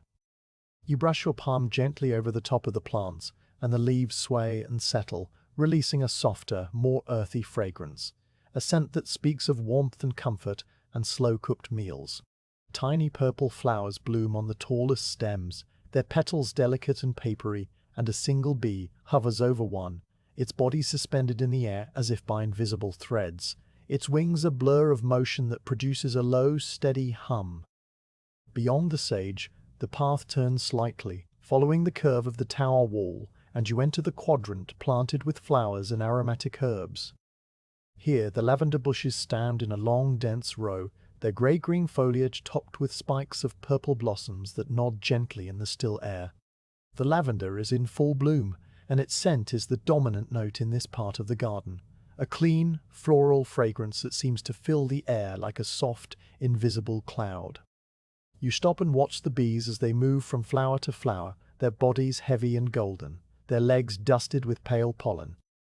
They climb over the tiny blossoms with a methodical, unhurried determination, and their humming is a constant, soothing background, a sound that seems to vibrate in the air and in your chest at the same time. You count the bees as they work, not with any purpose, just to give your mind something quiet to do. 1 bee, 2 bees, 3 bees, each one absorbed in its own small task, each one part of the garden's slow, steady rhythm. A butterfly passes overhead, its wings pale yellow against the blue of the sky, and you follow its erratic flight until it disappears over the wall, carried by a current of air you cannot feel. The sun is warm on your face and hands, but not unpleasantly hot, and the light has a golden, honeyed quality that softens every edge and makes the garden seem wrapped in a gentle amber glow. You continue along the path, your feet crunching the gravel, and you pass a bed of thyme, its tiny leaves creeping low over the soil like a green carpet. The scent of thyme is subtle and warm, released only when you brush against it with your ankle, and it rises in a faint, spicy puff that mingles with the lavender and the rosemary. A patch of chamomile grows beside the thyme, its white petals and yellow centers bright against the dark soil, and its scent is sweet and aptly, a gentle, calming fragrance that makes you think of sleep and quiet evenings. Further along, near the wall that faces south, the trellis supports climbing beans, their tendrils twisting around the wooden slats in tight green spirals. The beans are young, their pods small and slender, and they hang in clusters that sway slightly in the breeze you cannot feel. The leaves of the bean plants are broad and heart-shaped, casting small overlapping shadows on the soil below, and you notice a ladybird crawling along the edge of one leaf, its red shell dotted with black spots, moving with a slow, deliberate gait. The path leads you to the center of the garden, where the 2 gravel paths cross and the well stands.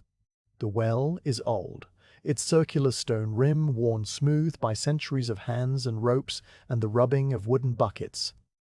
A small roof of wooden shingles, supported by 4 square posts, shelters the well from falling leaves and bird droppings, and a windlass with a rope and hook hangs above the dark opening. You lean against the stone rim and look down into the well, seeing your own face reflected far below on the still surface of the water, a small distant portrait framed in darkness. The water is cool and clear, and a faint draught of cooler air rises from the shaft, brushing against your cheeks. Beside the well, a small stone bench has been placed, its surface worn into a gentle concavity by the many people who have sat here over the years. You settle onto the bench, feeling the coolness of the stone through your tunic, and you let your hands rest on your thighs, palms up, open to the sun.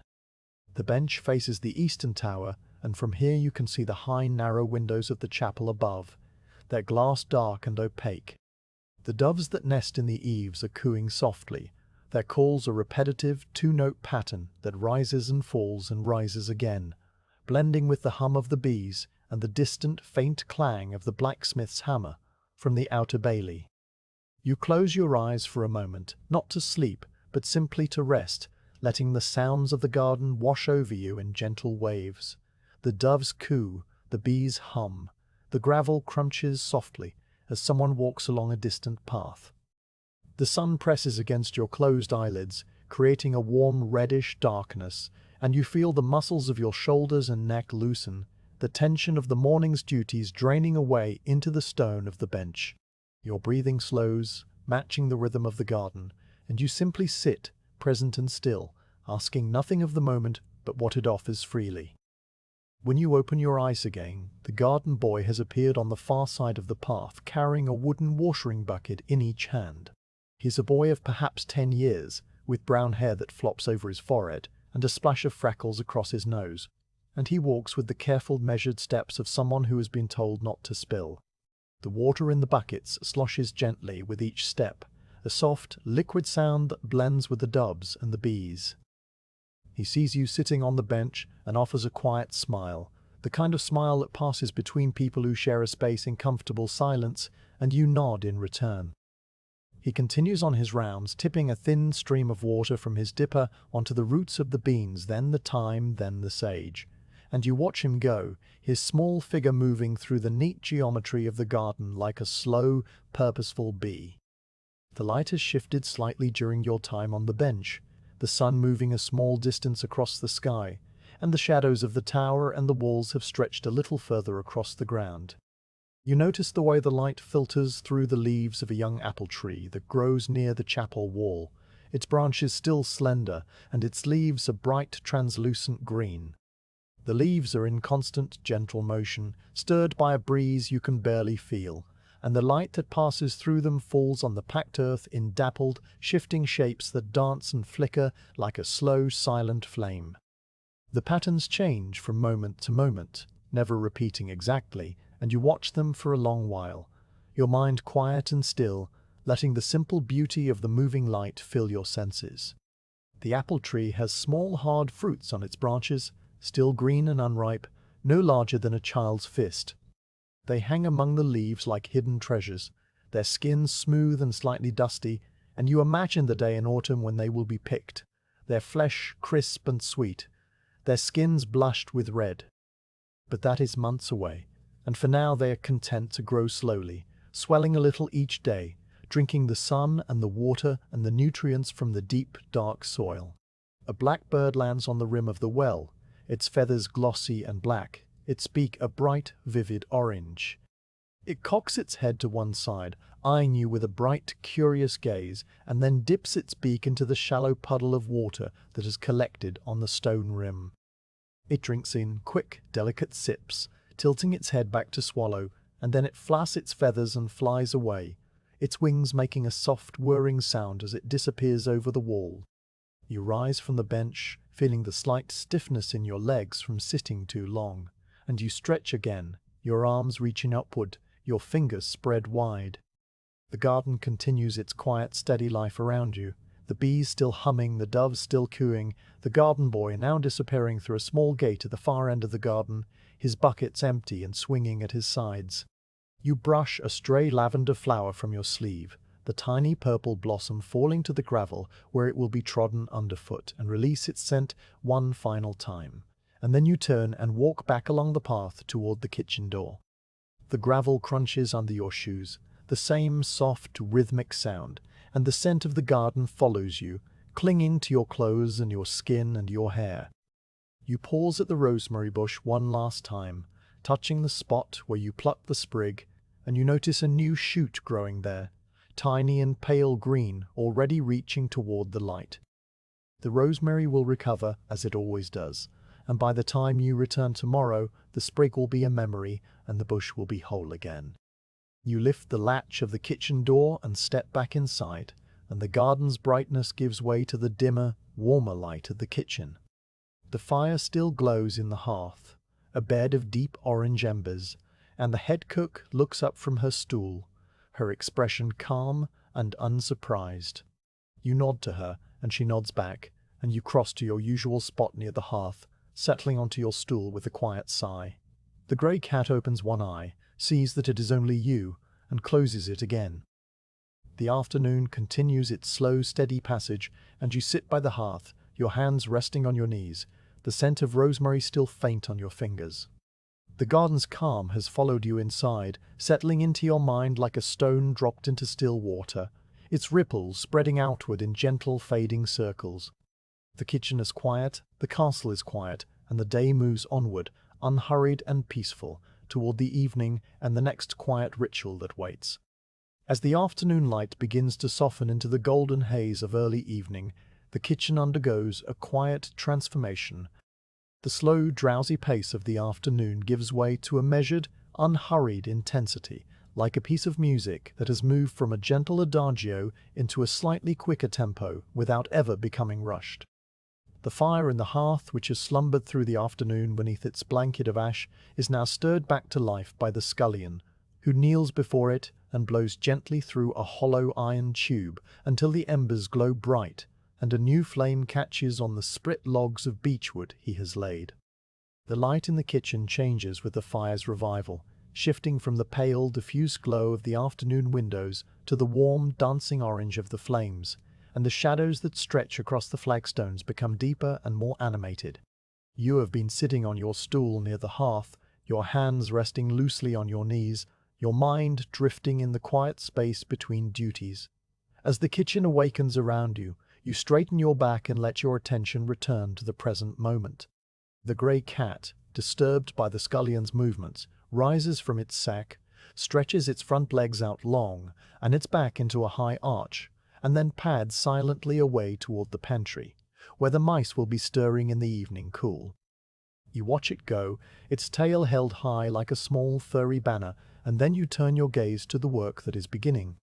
The head cook has risen from her afternoon rest and now stands at the main work table, her sleeves pushed up past her elbows and her apron tied fresh and clean. Before her on the table is a large joint of venison, a haunch from a deer that was brought in by the castle huntsman just yesterday. The meat is deep red, almost purple in the firelight, and it is marbled with thin veins of pale fat that trace delicate patterns through the flesh. The cook is rubbing a mixture of salt and crushed peppercorns into the surface of the meat, her strong fingers working the seasoning into every crevice, and the scent of the pepper rises into the air, sharp and warm and slightly fruity. Beside her, an assistant has set up the roasting spit, a long iron rod supported on two metal stands, and beneath it a dripping pan made of hammered copper waits to catch the juices that will fall. You rise from your stool and walk slowly toward the work table, your soft shoes making their usual faint whisper on the flagstones. The kitchen is filling with the sounds of preparation, the rhythmic thump of a cleaver on a wooden block, where a kitchen boy chops parsnips into even rounds, the scrape of a mortar and pestle where dried herbs are being ground to powder, the soft hiss of butter melting in a small pan set at the edge of the hearth. These sounds layer over one another, distinct yet blending, and they form the familiar music of the evening meal taking shape. The head cook looks up as you approach and gestures with her chin toward the large iron cauldron that hangs on a hook over the fire. Steam is rising from beneath its heavy lid, curling upward in soft white billows that vanish into the dark chimney. You understand the gesture and step closer, lifting the lid carefully with a folded cloth to protect your hand from the heat. A cloud of fragrant steam billows out, enveloping your face in warmth and the rich, deep scent of beef broth that has been simmering since morning. The surface of the broth is a dark, glossy brown, and small bubbles rise slowly from its depths, breaking at the surface with a soft, wet sound. You can see the shapes of bones and vegetables through the liquid, a knuckle of beef, a split onion with its skin still on, a carrot halved lengthwise, a bundle of parsley stems tied with kitchen twine. The broth smells of all these things, layered and harmonious, and beneath them there is the clean, bright note of the verjuice that the cook added earlier, a splash of sour grape juice that balances the richness of the meat.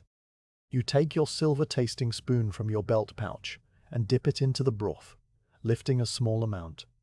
You blow across the surface of the spoon, watching the liquid ripple, and then place it on your tongue. The broth is deeply savory. The flavor of beef bones cooks slowly until they've given up all their richness, and it's balanced by the sweetness of the carrot and the slight sharpness of the onion. The verjuice is a faint, bright thread running through the deeper flavors, lifting them and making them clean.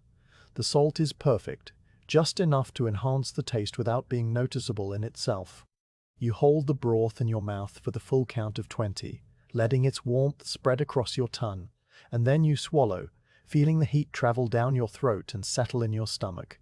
You nod to the cook, and she returns to her venison. As you replace the lid on the cauldron, the kitchen door opens and a servant enters carrying a basket of fresh herbs from the garden. The basket is woven of willow, its handle curved and smooth, and it is filled with sprigs of rosemary and thyme with bay leaves still on their stems, and with a bunch of bright green parsley that spills over the edge like a green fountain. The servant sets the basket on the end of the work table, and the kitchen girl comes to collect it, picking through the herbs with quick, delicate fingers, stripping the leaves from the stems and piling them in small, fragrant mounds on a wooden board. You continue your slow circuit of the kitchen, moving past the roasting spits where the venison has now been threaded onto the iron rod and is being turned slowly by a young boy whose sole task is to keep the spit rotating. The meat glistens with its coating of salt and pepper, and as it begins to warm, the fat within it starts to soften, sending out small drops of oil that fall into the copper dripping pan below with a faint, irregular patter. The boy turns the handle with a steady, rhythmic motion, his face set in concentration, and the venison rotates, its surface catching the firelight in different ways with each turn. You pass the chopping block, where the parsnips have been joined by a pile of turnips, their purple tops and white bottoms sliced into neat half-moons. You pass the mortar, where the ground herbs have been mixed with softened butter to make a paste that will be spread over the venison in its final minutes of cooking. You pass the bread oven, where a fresh batch of manchet loaves, small and white and made from the finest flour, are baking into pale, golden rounds. The head cook calls you back to the work table with a small sound, a click of her tongue, and you turn and retrace your steps. She has prepared a small dish of mustard sauce, made from mustard seeds, ground with a little vinegar and honey, and she pushes it toward you across the table with a small pewter spoon resting on the rim. You take the spoon and scoop up a tiny amount of the sauce, no larger than a pea. Mustard sauce is a potent thing, and a little is all that is needed. You place it on your tongue, and immediately the sharp, hot flavor of mustard blossoms through your mouth, clearing your sinuses and making your eyes water slightly at the corners. The heat is strong but brief, fading quickly into the gentler sweetness of the honey and the mild tang of the vinegar. You hold the taste for a shorter count than usual, only to 10, because mustard is meant to be fleeting, and then you swallow and nod. The cook nods back, satisfied. Beside the mustard sauce, a small pastry has been placed on a wooden plate, one of a batch that will be served as a savory course before the main meat. The pastry is a small golden triangle, its surface glazed with beaten egg and sprinkled with tiny seeds. You pick it up with your fingers, feeling the flaky, delicate crust, and bite into it carefully. The pastry shatters softly between your teeth, and the filling is revealed, minced pork cooked with currants and a touch of cinnamon, savory and sweet at the same time. The meat tender and the fruit soft and bursting with concentrated sugar. You chew slowly, counting, and the flavors blend and change in your mouth, the pork giving way to the currants, the cinnamon lingering at the end. You swallow and take a sip of water from a cup that stands on the work table, clearing your palate for the next task. The next task is the wine. The head cook has brought up from the buttery a heavy glass flagon, its sides dark and thick, and she pours a small measure into your tasting cup. This is the wine that will be served at the evening feast, a deep red from the southern vineyards, older and finer than the small ale or the watered wine of the morning. The wine is dark in the cup, almost black, and when you hold it up to the firelight, it glows a deep, rich ruby. You swirl the cup gently, watching the wine move in a slow, heavy circle, and the scent rises to meet you. Dark cherries, old oak, a hint of something spicy like clove or nutmeg, and beneath it all, the clean, slightly sharp smell of alcohol. You raise the cup to your lips and take a small sip, letting the wine spread across your tongue. The first taste is of fruit, a deep, dark berry sweetness that fills your mouth, followed by a slight dryness from the tannins, a gentle puckering at the sides of your tongue. Then there is the oak, a warm, woody note that lingers, and finally the spice, faint and distant, like a memory of something warm. The wine is smooth and full, and you hold it in your mouth while you count the slow beats of your heart. 1, 2, 3, all the way to 20. When you swallow, the warmth travels down your throat and into your chest, spreading outward like a slow, gentle bloom. You place the cup back on the table and nod once more, and the cook pours the rest of the flagon into a glass decanter that will be carried to the great hall. All around you, the kitchen is reaching the peak of its evening rhythm. The venison roasts on the spit, its surface browning and crisping, the herb butter melting over it and sending up small puffs of fragrant smoke as it drips into the fire. The parsnips and turnips have been tipped into a large pot of boiling water, and they bob and turn into bubbles. The manchet loaves have been pulled from the oven and are cooling on a rack, their crusts golden and crackled. The mustard sauce has been spooned into a small stoneware pot. The pastries have been arranged on a platter and covered with a linen cloth to keep them warm. You stand in the center of this quiet industry, a calm, still point among the movement, and you feel the satisfaction of your role settling over you like a familiar garment. Each small taste, each nod, each moment of silent counting is a thread in the fabric of the evening, and the fabric is whole and strong and clean. The kitchen staff watch you with quiet patience as you make your rounds, their hands pausing over their tasks until you give the faintest signal. There is no impatience in their waiting, only the acknowledgement of a necessary ritual. And when you nod, they resume their work without comment, chopping and stirring and basting, their movements flowing back into the rhythm as smoothly as water returning to a channel. The grey cat has returned from the pantry and sits near the hearth, washing its face with a damp paw, drawing it slowly over its ears and whiskers. The firelight glints in its green eyes and it blinks slowly, a gesture of contentment. The scullion adds another log to the fire, and the flames leap up briefly, casting a brighter light over the hanging pots and the whitewashed walls. You walk back to your stool near the hearth and sit down, your tasting duties for the preparation complete. The kitchen continues its work around you, and you watch the evening meal take its final shape. The head cook lifts the venison from the spit with the help of the kitchen boy, and together they carry it to the work table, where it rests on a large wooden platter, its surface sizzling gently. The cook takes a long, sharp knife and begins to carve, slicing the meat into thin, even pieces that fall away from the bone and are arranged on the platter in overlapping layers. The juices run clear, a sign of perfect cooking, and they pool on the platter, dark and glossy.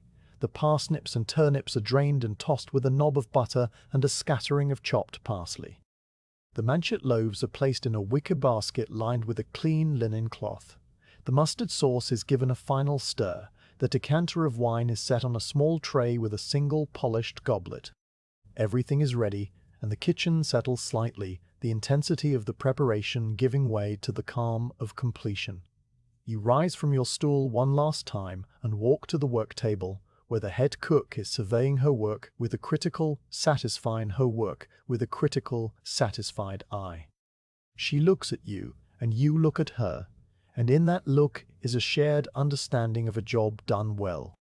You take your silver spoon from your pouch and make a final round of the dishes that will be served, tasting once more the venison, the vegetables, the sauce, the bread, the wine.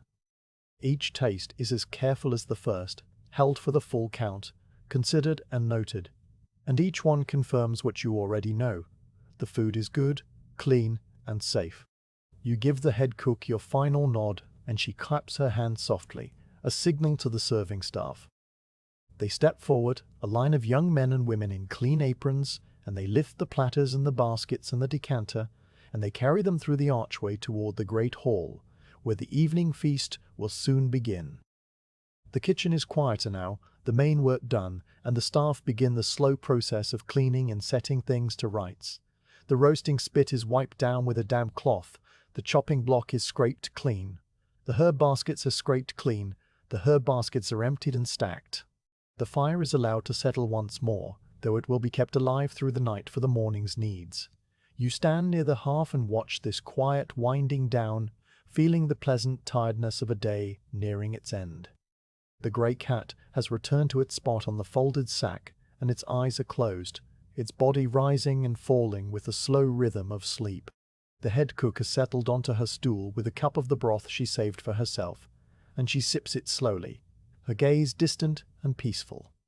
You pour yourself a small cup of watered wine from the jug that always stands near your stool, and you drink it slowly, letting the cool, faintly astringent liquid wash the last tastes of the evening from your mouth. The kitchen is warm, the fire is steady, and the day is drawing to a close with the same gentle, unhurried grace with which it began. You are ready for the feast, ready for the grand hall, ready for the quiet rituals that still await before sleep.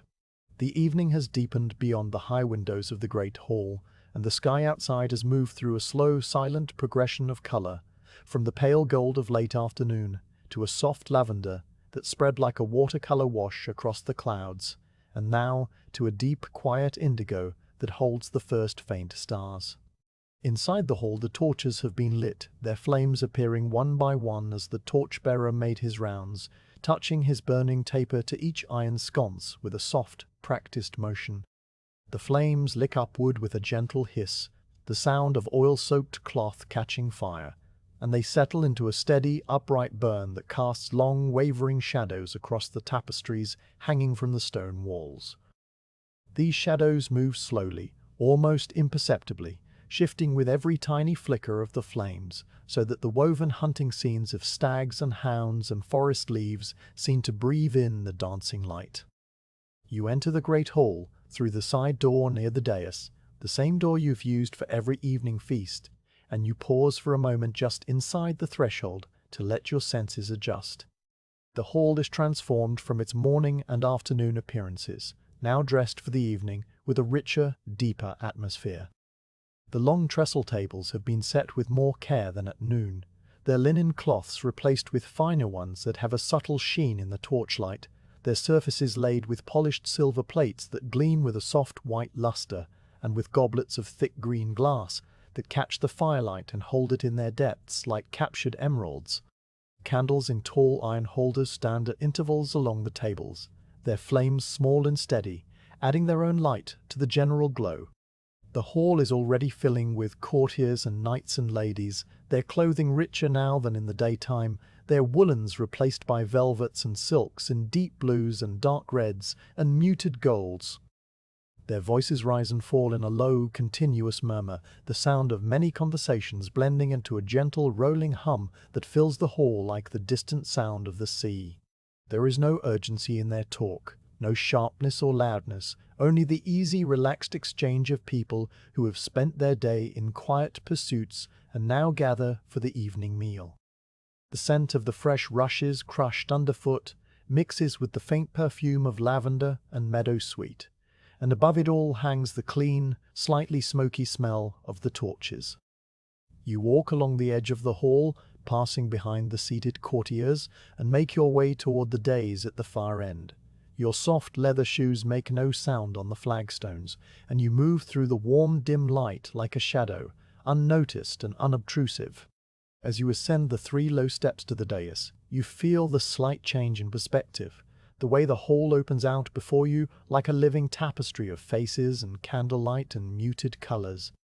The king's chair stands empty, its dark oak polished to a deep gleam, the red velvet cushion smooth and waiting.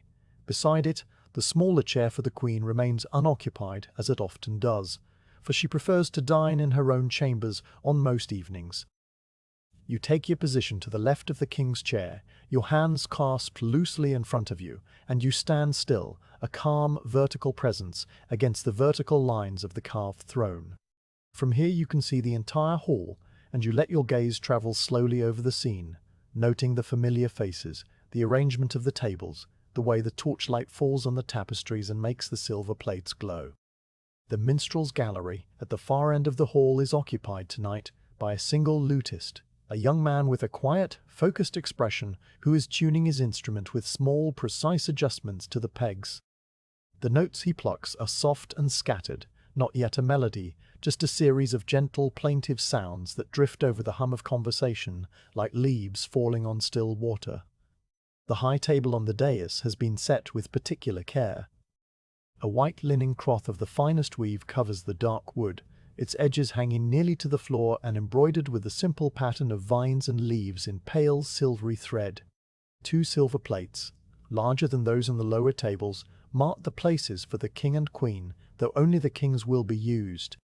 Beside each plate rests a silver spoon, a silver knife with a handle of polished bone, and a silver goblet that has been burnished to a mirror shine. At the center of the table stands a tall silver salt cellar in the shape of a small castle tower, its battlements and windows rendered in delicate detail, and beside it a silver bowl filled with rose-scented water for rinsing the fingers between courses. A small loaf of fine manchet bread rests on a silver plate, its crust golden and smooth, and a pat of butter stamped with a flower design waits in a small stoneware dish. You observe all this with the quiet attention that your role requires. noting the arrangement, the cleanliness, the readiness of each item. Then you turn your head slightly, listening for the small door behind the dais that leads to the king's private chambers. There is no sound yet, only the distant murmur of the hall and the soft tentative notes of the lute. The lutist has begun to play in earnest now, his fingers finding their pattern on the strings, and a gentle melody fills the hall, slow and lilting, a tune that you have heard many times before. It is a song about the changing of the seasons, the verses describing the falling of leaves and the return of spring, and the music rises and falls with a soft, undulating rhythm that seems to breathe with the torchlight. The courtiers lower their voices slightly, listening without seeming to listen, and the atmosphere in the hall becomes even more tranquil, a shared, unspoken appreciation of the quiet beauty of the moment. Then you hear it, the soft, dry rustle of fabric, the faint click of a door latch, and the king enters from behind the dais. He is dressed for the evening in a long robe of deep blue velvet, its sleeves trimmed with a narrow band of silver fur, and his grey hair has been combed smoothly back from his forehead. He walks with the same slow, measured gait that you have observed so many times, his soft leather boots making only the faintest sound on the wooden steps, and he settles into his chair with a quiet sigh, the velvet cushion accepting his weight. The hall, which had been quieted by the lute, now falls into a deeper hush, a respectful silence that ripples outward from the dais to the farthest tables. The king glances at you briefly, his eyes calm and familiar, and he gives you the same slight inclination of his head that he has given every evening for years. You return the gesture with a small bow of your own, and then you turn your attention to the side table, where the first course has been set out by the servants. The evening meal follows a more elaborate structure than the morning or noon meals, with several courses served in sequence, and each course must be tasted before it reaches the king. The first dish is a soup of leeks and cream, pale green and smooth, served in a shallow silver bowl that reflects the candlelight in its curved surface. The soup was prepared in the kitchen just before you left, the leeks softened in butter and then simmered with a rich broth and finished with a splash of thick cream, and it has been poured into the bowl with a careful hand, its surface unbroken and serene. A tiny sprig of chervil floats at its center, a small green accent against the pale creaminess, and the scent that rises from it is mild and sweet, the gentle oniony fragrance of cooked leeks mellowed by the richness of the cream. You step to the side table, take your silver tasting spoon from your pouch and dip it into the soup, lifting a small amount that holds a sliver of leek and a spoonful of the creamy liquid. You blow across it gently, once, twice, and then place it on your tongue. The soup is warm and velvety, coating your mouth with its smooth texture, and the flavor is a delicate balance of the sweet, earthy leeks and the rich, clean cream. There is a hint of white pepper and a very faint trace of nutmeg, just enough to add depth without calling attention to themselves. You hold the soup in your mouth, counting slowly to 20, letting the gentle onion sweetness spread and settle, and then you swallow. The warmth moves down your throat, and you wait a further 10 counts, feeling no sharpness, no bitterness, no tingling. You nod to the serving boy, who lifts the bowl and carries it to the king. The king takes up his spoon, an older silver one, with the handle worn thin by use, and begins to eat the soup in slow, measured spoonfuls. He does not slurp or hurry, simply lifts each spoonful to his lips and empties it with a quiet, contained motion. The lutist continues to play, the melody shifting now into a slightly different verse, and the courtiers have resumed their conversations, the hall once more filled with its gentle, rolling hum.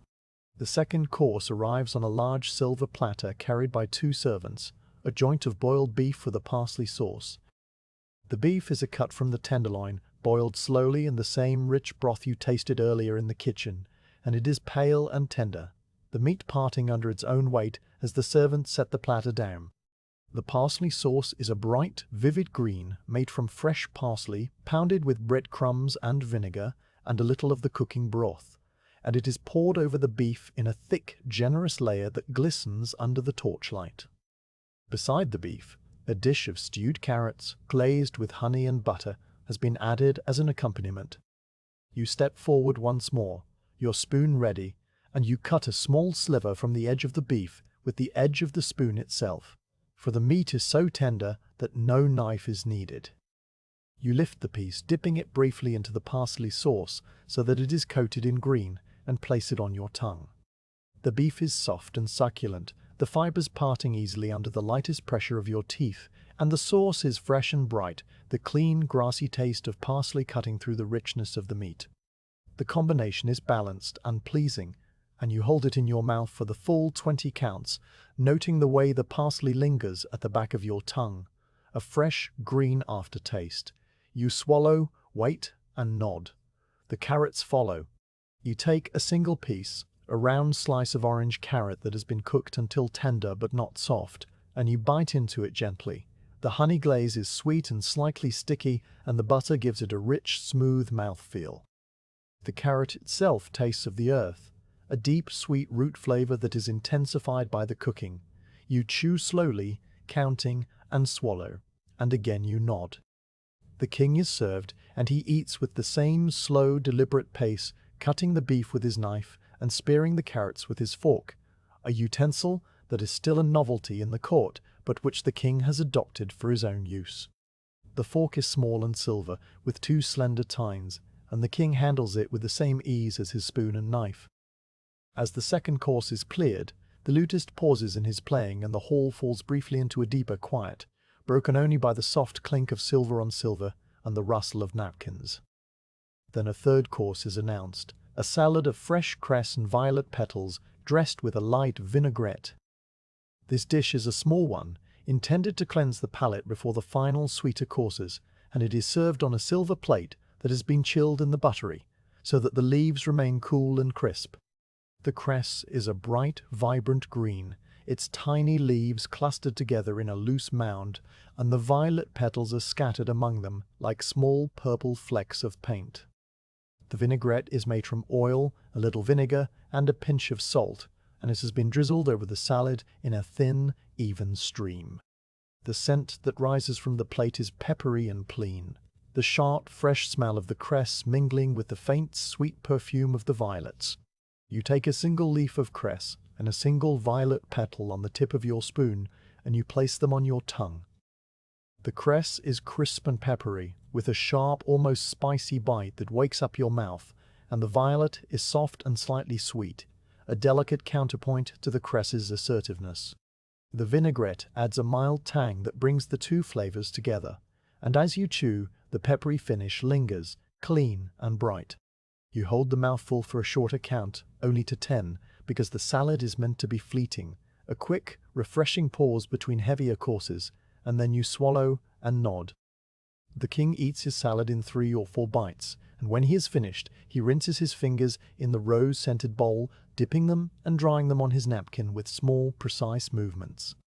The servants clear the silver plate and bring forward the final savory course, a small pastry filled with minced rabbit and dried apricots, its crust glazed and golden, and beside it a dish of stewed plums in a honey and wine syrup. You taste the pastry, noting the tender, flaky crust and the rich, slightly gamey filling, sweetened by the apricots. You taste the plums, their dark, soft flesh yielding easily, the syrup, thick and sweet, with a slight, pleasant sharpness from the wine. Both are good, and you nod, and the king eats, and the meal moves toward its close. Throughout all of this, you have remained at the center of your quiet purpose, your attention focused on the delicate messages the food carries.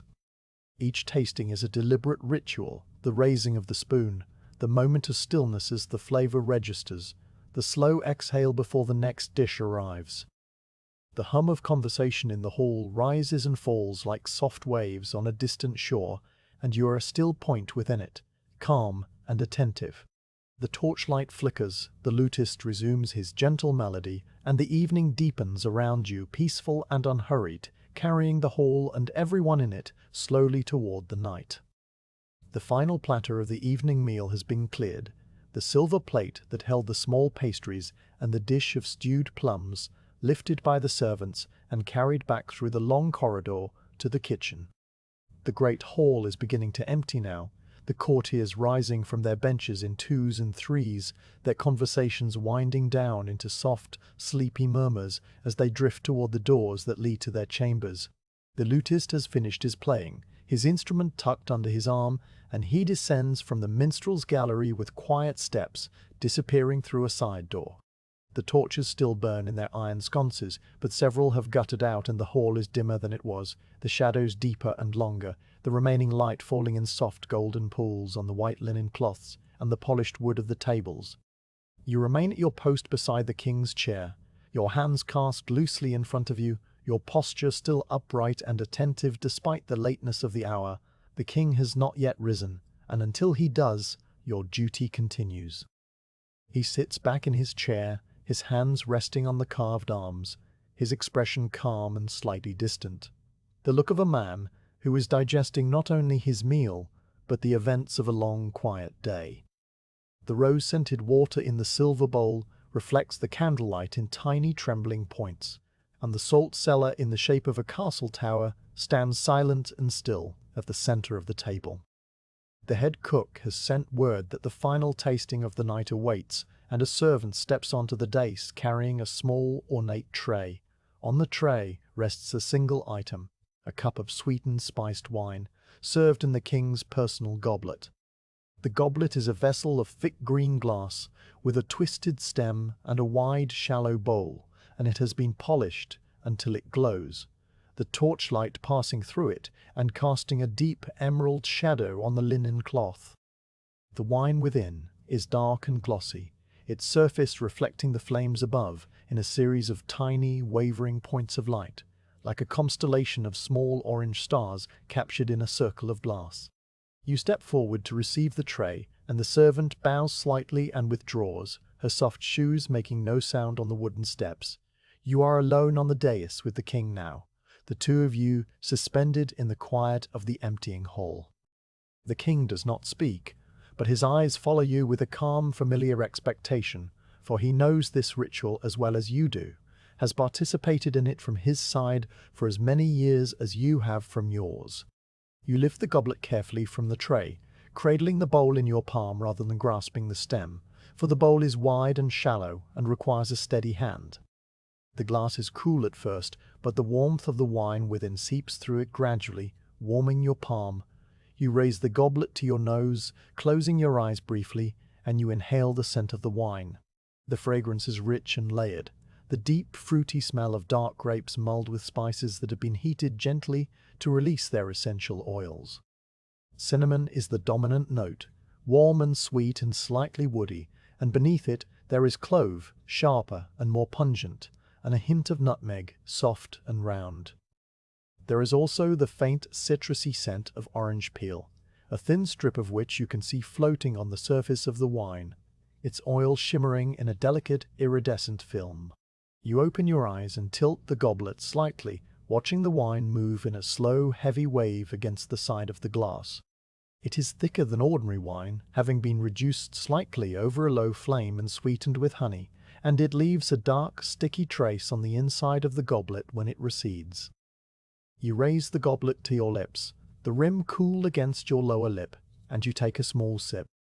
The wine is warm, heated to just above the temperature of blood, and that warmth is the first sensation that registers, spreading across your tongue and the roof of your mouth like a gentle, liquid blanket.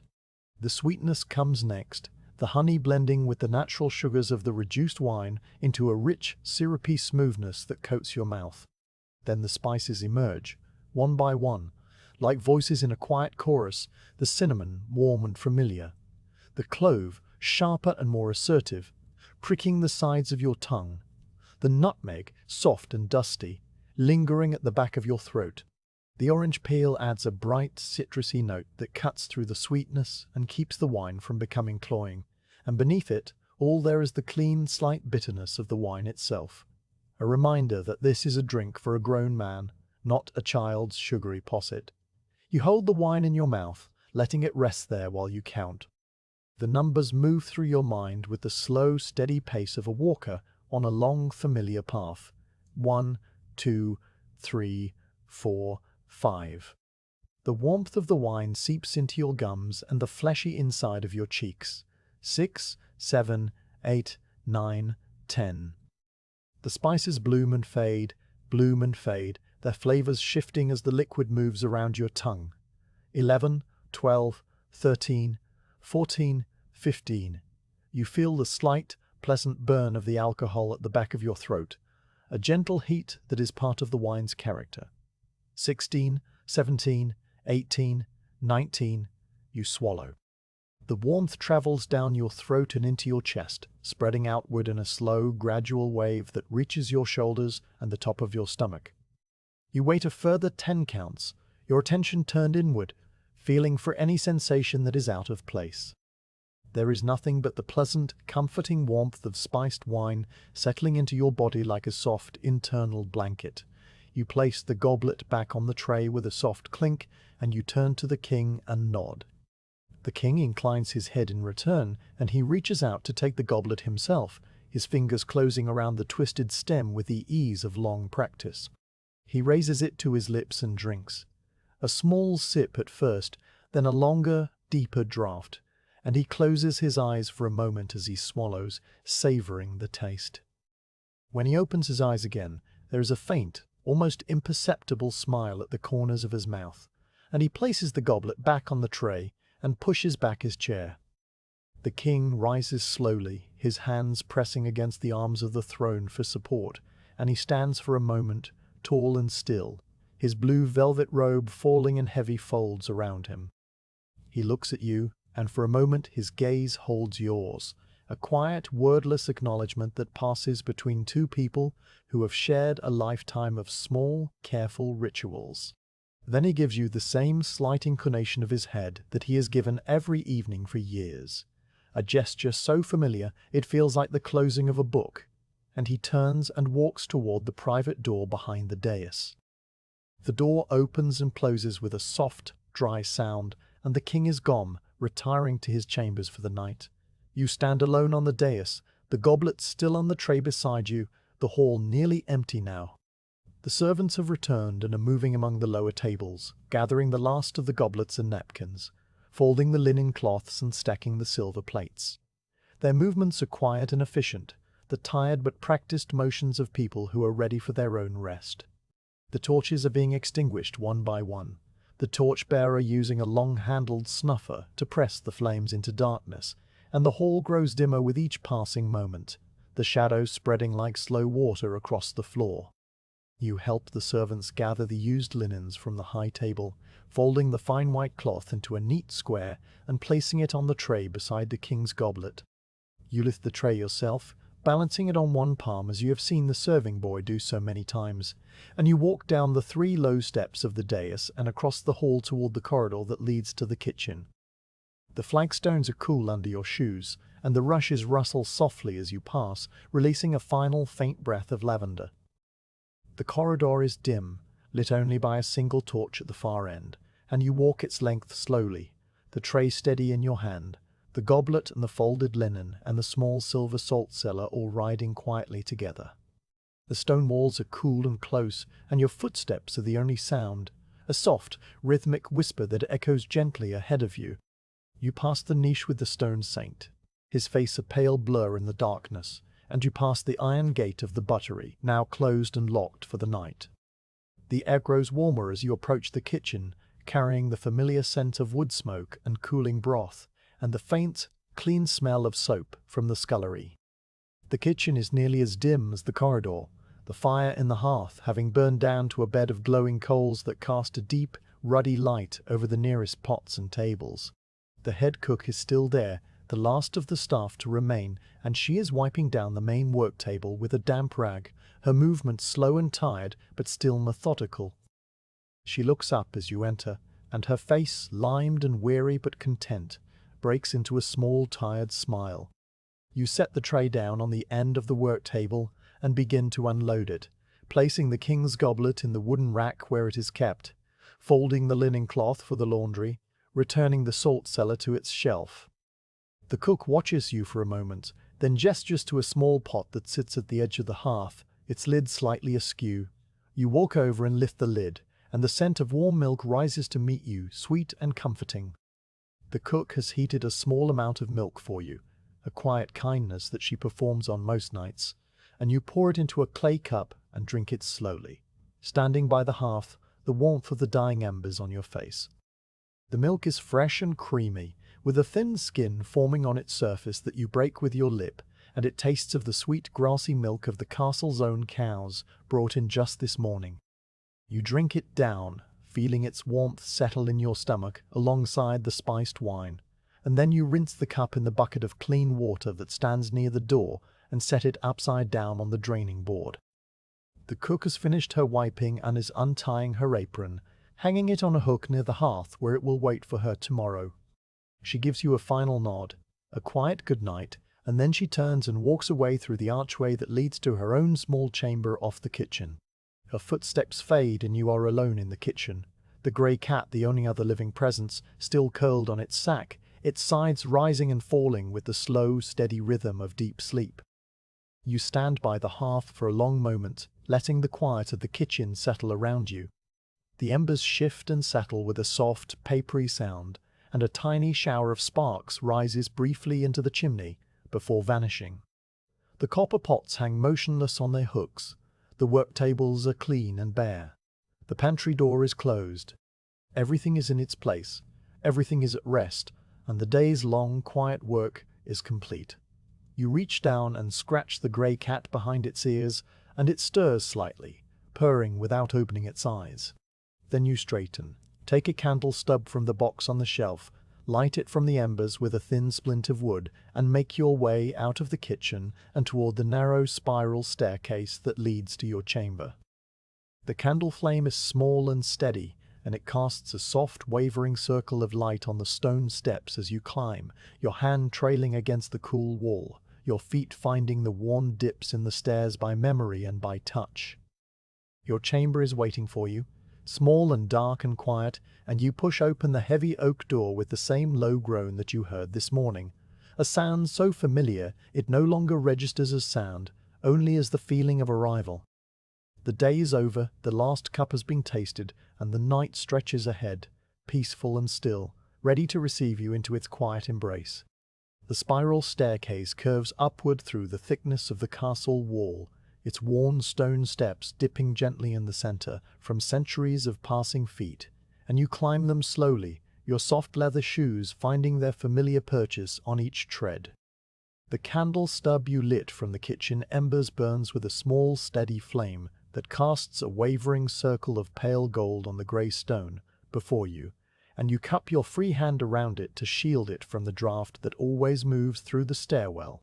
The flame bends and straightens, responding to currents of air too subtle for your skin to feel. The walls are cool and rough under your trailing fingertips, the mortar between the stones worn into shallow grooves that your fingers read like a familiar text. The stairs turn once, twice, and then you reach the narrow landing where your chamber door waits. The door is heavy oak, darkened with age, its iron hinges set deep into the stone and its surface marked with the faint, parallel scratches of a long-ago carpenter's plane. You push it open with your shoulder, and it swings inward with a low groan that you've heard so many times it no longer registers as sound, only as a deep, soft vibration that travels through the wood and into your bones. You step inside, and the familiar smell of your small room greets you. Dry stone, old wool, the faint, clean scent of the lavender sachet beneath your pillow. The chamber is exactly as you left it this morning. The straw mattress rests on its low wooden frame, the blanket folded neatly at its foot. The wooden stand waits by the wall with your spare tunic hanging from its peg. The small table beside the bed holds the pewter candlestick, the water basin, and the folded linen cloth. Through the narrow arrow loop, a strip of deep indigo sky is visible, still holding a scattering of stars that look close enough to touch. The air is cool but not cold, the thick walls holding the day's warmth and releasing it slowly into the night. You cross to the table and set the candle stub into the pewter holder, pressing it down gently until it stands upright. The flame steadies now that it is sheltered from the stairwell draught, and its light fills the small room with a soft golden glow that makes the stone walls seem warmer than they are. You stand for a moment, letting the quiet of the room settle around you, a quiet so deep and still that you can hear the tiny, papery whisper of the candle flame consuming the beeswax. The day's duties are complete, and your body knows it. You feel the pleasant tiredness in your legs from standing through the morning tasting and the evening feast, a mild, dull ache that speaks of work well done. Your shoulders carry the memory of the long hours of attentiveness, and your hands, now still, remember the weight of the silver tasting spoon and the smooth curve of the king's goblet. You reach up and loosen the belt at your waist, unbuckling it with slow, deliberate movements, and you hang it on the wooden peg beside the door. The suede pouch with the silver spoon makes a soft, dull thump against the wood as it settles. Next, you remove your brown wool tunic, lifting it over your head and feeling the coarse fabric slide against your linen undershirt. The tunic carries the scents of your day, the wood smoke from the kitchen hearth, the sharp, piney fragrance of the rosemary you brushed in the garden, the faint, warm smell of the spiced wine that lingered in the air around the king's table. You fold the tunic once, twice, and lay it across the wooden stand, smoothing the fabric with your palm, a small, automatic gesture of care.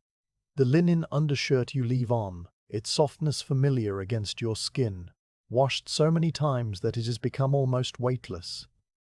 You sit down on the edge of the straw mattress, and the frame creaks softly under your weight, a low wooden sound that blends with the silence. The mattress rustles as you settle, the dried straw within shifting and crackling faintly, and you lean forward to untie the laces of your soft leather shoes. You loosen them slowly, pulling the laces through each eyelet with a soft, whispery sound, and then you slick the shoes off and set them side by side beneath the bed.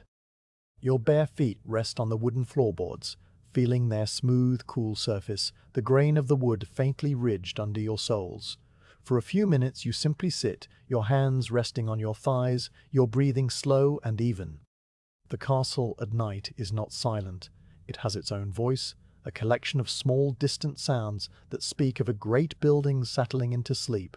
You listen to these sounds as you have listened every night, letting them wash over you without grasping at any one of them.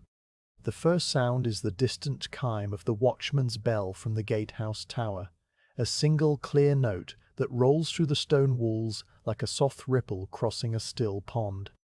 The bell marks the hour, though you do not count which hour it is, and the note fades slowly into the darkness, its vibrations absorbed by the thick walls and the heavy roof beams.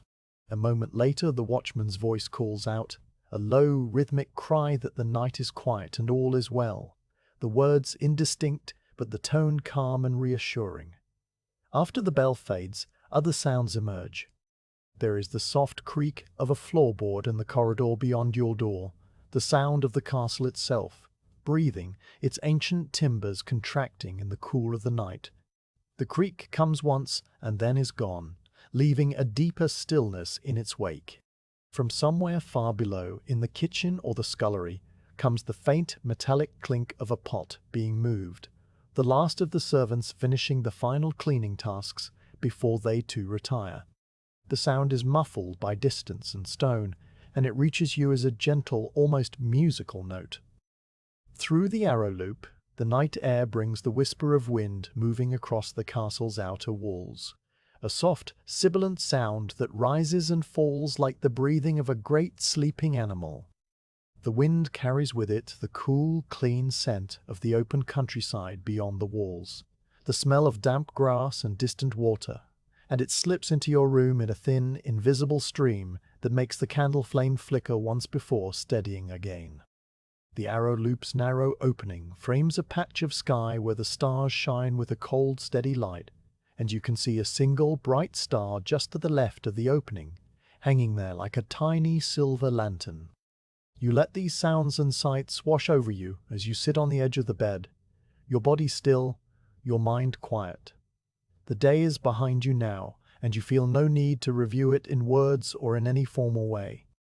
Instead, the day returns to you as a slow, gentle procession of sensations, memories that are felt rather than thought, that drift through your awareness like the dust motes that danced in the morning light of the great hall. You remember the weight of the wool blanket this morning, heavy and warm, and the coolness of the stone steps under your bare feet as you rose.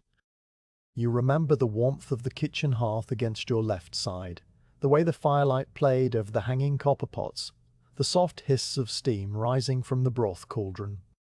The taste of the coarse bread returns to you, the faint crunch of millstone grit, the mild tang of sourdough. You remember the cool metallic sip of watered wine, the way it left a gentle dryness at the back of your throat. The morning tasting comes back as a series of quiet impressions, the smooth, warm porridge with its honeyed sweetness, the crumbly cheese and its gentle nuttiness, the slight bitterness of the ale. You remember the great hall filled with columns of light and floating dust, the tapestries stirring in an unseen draught, the king's slow, deliberate nod as he settled into his chair.